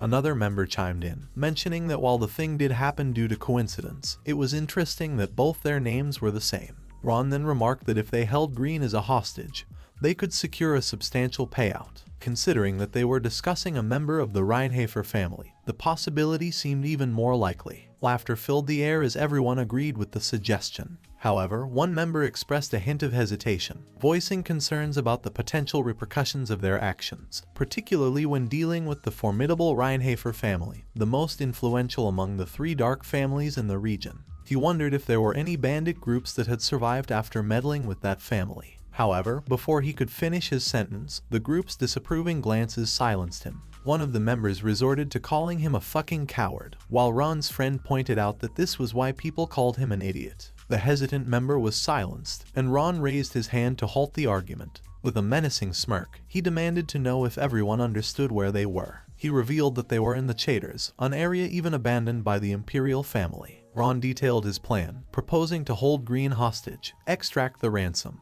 and then flee to the east, an enemy nation surrounded by deserts where even the influential Reinhardt family's power would hold no sway. He emphasized the prospect of living a life of luxury after seeking asylum in the foreign land. Ron's friend praised his cunning strategy, reaffirming his position as their captain. The hesitant member voiced his concerns about the involvement of Nox, wondering if their deception had gone undetected by him. Ron, with a pensive expression, acknowledged Nox's dangerous nature, cautioning the group to steer clear of him until their affairs in the current territory were settled. Another member dismissed Nox's significance, labeling him as a mere child and deeming any worries about him unnecessary. The group collectively laughed off Nox's potential threat, affirming their confidence in their ability to handle any obstacles. Ron, signaling for the group to enjoy themselves, encouraged everyone to drink up, intensifying the revelry within the bar. But suddenly, the candles illuminating the room were extinguished by an unseen force, plunging the room into darkness. Everyone present was taken aback, but none showed any panic. Soon, one of the members questioned what had just happened, and another member asked, "Who the hell turned the lights off?" Ron attempted to calm the others, but his efforts were cut short as some liquid substance fell on his face. As Ron wiped his face, he noticed a crimson hue on his hand. He sniffed the air and questioned whether it was the scent of blood. Soon, his eyes fell upon a gory sight, a crimson fountain gushing beside him. In a state of panic, he stood up and in a loud voice questioned what was happening right now. But just then felt something beneath his feet, and when he looked down, he saw one of his subordinates lying dead there. Alarmed, he realized that enemies had infiltrated the bar and questioned the assailant about his identity. But he didn't realize that a figure had appeared behind him. Nox gazed at Ron with cold, unwavering eyes as he addressed him with a chilling demeanor, questioning why a vermin like him was speaking so rudely. Ron, displaying his combat prowess, swiftly distanced himself from Nox. Even in the darkness, he recognized that it was Nox who was attacking them. Nox chastised their attempt to rob the formidable Reinhardt family and accused them of overestimating their own capabilities. Ron attempted to maintain his facade of innocence, but Nox cut him off and revealed his comprehensive knowledge of the various criminal activities Ron and his accomplices had committed, including the misappropriation of funds with Tegan. He also showed awareness of Ron's manipulative intentions with Green, leaving Ron internally cursing as his cover was blown. Ron attempted to persuade Nox and questioned what he wanted. He then suggested to Nox that he should think carefully, as getting rid of Green could elevate his position within his own family. All he needed to do was to look away this one time. Ron emphasized that there was no need for him to take unnecessary risks. Meanwhile, Ron's subordinates encircled Nox, seemingly ready to attack. In response, Nox's sword emitted a dark aura as he swiftly eliminated one of Ron's men. With his cold eyes fixated on Ron and a knowing smile, he questioned if Ron thought he was naive enough to believe his words, considering he was openly emitting such murderous intentions. Ron was unable to contain the tension any longer and ordered his subordinates to attack Nox from all directions. Despite their coordinated efforts, Nox effortlessly dodged their strikes and swiftly dispatched them with precise and lethal sword movements. Chaos filled the room as Nox retaliated against Ron's men, his fluid and calculated movements leaving a trail of fallen adversaries in his wake. Ron was taken aback and wondered if Nox had been hiding his skill this whole time. He realized that the situation was getting dangerous, so he decided to end the confrontation swiftly. Soon, a bluish aura began to envelop him, and he reminded Nox that he was dying because of his own arrogance. One of Ron's men remarked that Nox was done for this time since his captain was going to use the Southern Sword technique. Soon, Ron launched a fierce attack at him, fully confident in the power of his technique. However, Nox remained composed, standing his ground without flinching as the attack approached. He calmly observed the straightforward assault and remarked that Ron was more simple-minded than he had expected. With a swift swing of his sword, Nox effortlessly nullified the incoming strike, and a message appeared before him mentioning that he had destroyed the enemy's attack as a genius swordsman. Frozen in shock, Ron could only watch as Nox dismantled his all-out assault with ease. Ron's men, lying at Nox's feet, expressed disbelief and questioned how he had managed to stop this technique. But before he could fully process the turn of events, Nox swiftly disposed of him. He then approached Ron and demanded to know how a lowly vermin like him dared to ask for what he wanted. Just then, a message appeared before Nox, confirming his successful mastery of the Southern Sword technique. With a smirk playing on his lips, Nox basked in the bluish aura and stated that he had already obtained exactly what he wanted.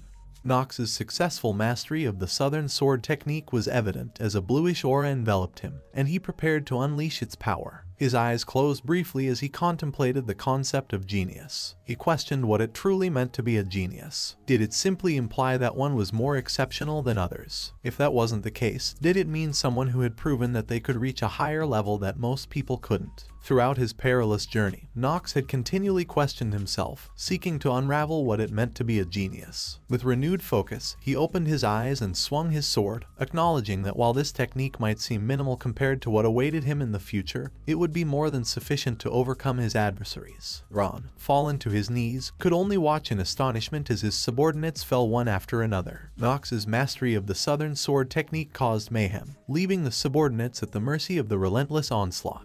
Their pleas for their captain's aid echoed futilely as Ron found himself frozen in shock, unable to assist. A sense of disbelief consumed Ron, and his eyes lost their luster as he recognized that Nox was currently using Chater's Southern Sword technique. He couldn't help but question how a kid like him was using the sword technique that had taken him more than 10 years of his life to master. However, Ron snapped back to reality upon witnessing Nox standing before him, looking down at him with an icy cold gaze. Ron recoiled, creating space between himself and Nox, his expression wrought with panic and warning. He urgently emphasized the potential repercussions of Nox's actions, asserting that Tegan would not let him escape unpunished and that he might already be aware of the situation here. In response, Nox dismissed his concerns with a confident retort, refuting any possibility of witnesses observing his actions. Ron persisted, arguing that the surviving individuals present would bear witness to the event. But Nox hushed him and proceeded to elucidate his intentions, addressing Ron directly as Bandit Captain Ron.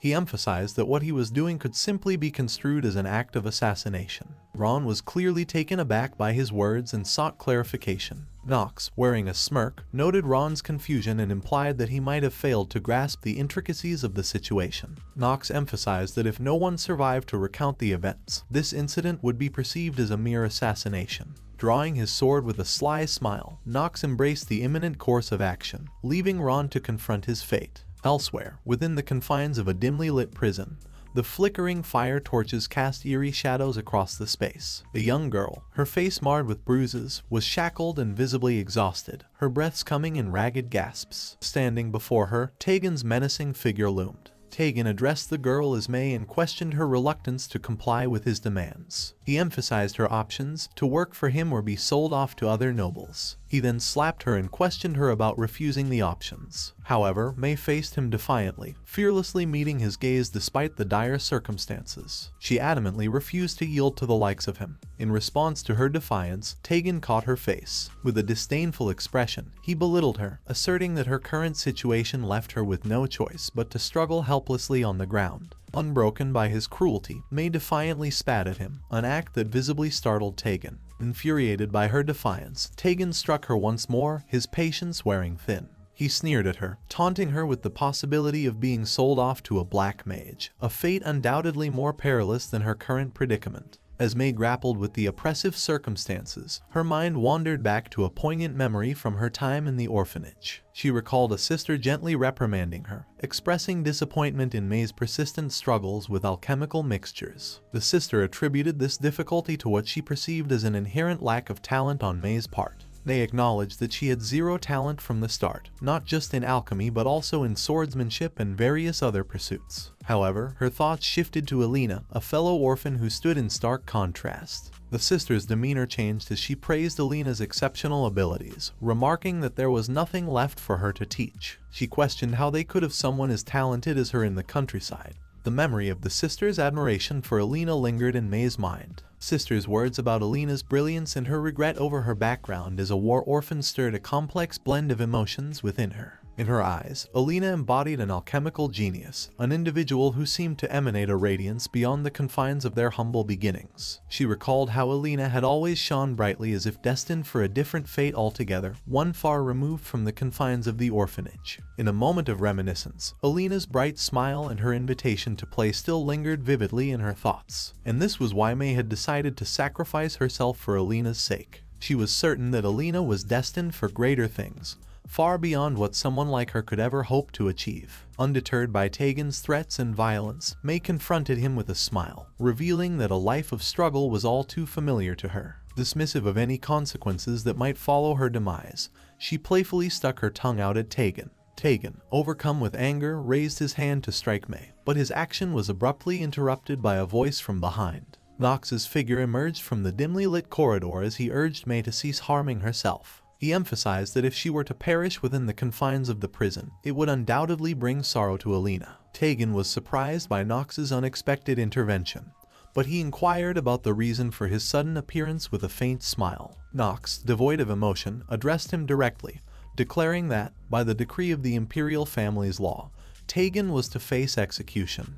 Nox then suggested that he surrender, pointing out that his partner, Ron, had already met his end. Taegan wore a pensive expression and lamented the unfortunate turn of events. However, he quickly shifted his focus to Nox and asked if he had come alone. Nox, unafraid, affirmed that he had indeed come here alone. A smirk appeared on Taegan's face as he remarked that it seemed like the young master of a noble family had underestimated him too much. He then questioned whether Nox really thought that he could defeat him alone. Nox maintained his composure and responded with a subtle smile, affirming his belief in his ability to overcome the odds. Taegan's anger surged as he drew his sword, remarking that even though things were progressing faster than he had expected, it didn't matter anymore. Suddenly, reinforcements flooded the room, effectively blocking any possible escape routes for Nox. Taegan gave the order to eliminate Nox, and the soldiers, armed and eager, heeded his call, charging forward with resounding battle cries. Despite the overwhelming odds, Nox remained a picture of calm and collected composure. He closed his eyes, seemingly undisturbed by the chaos around him, hinting at a hidden confidence or a planned strategy. As Nox's eyes opened, a message materialized, declaring the commencement of the hour of the genius. The world around him appeared to halt, suspended in a surreal moment in time.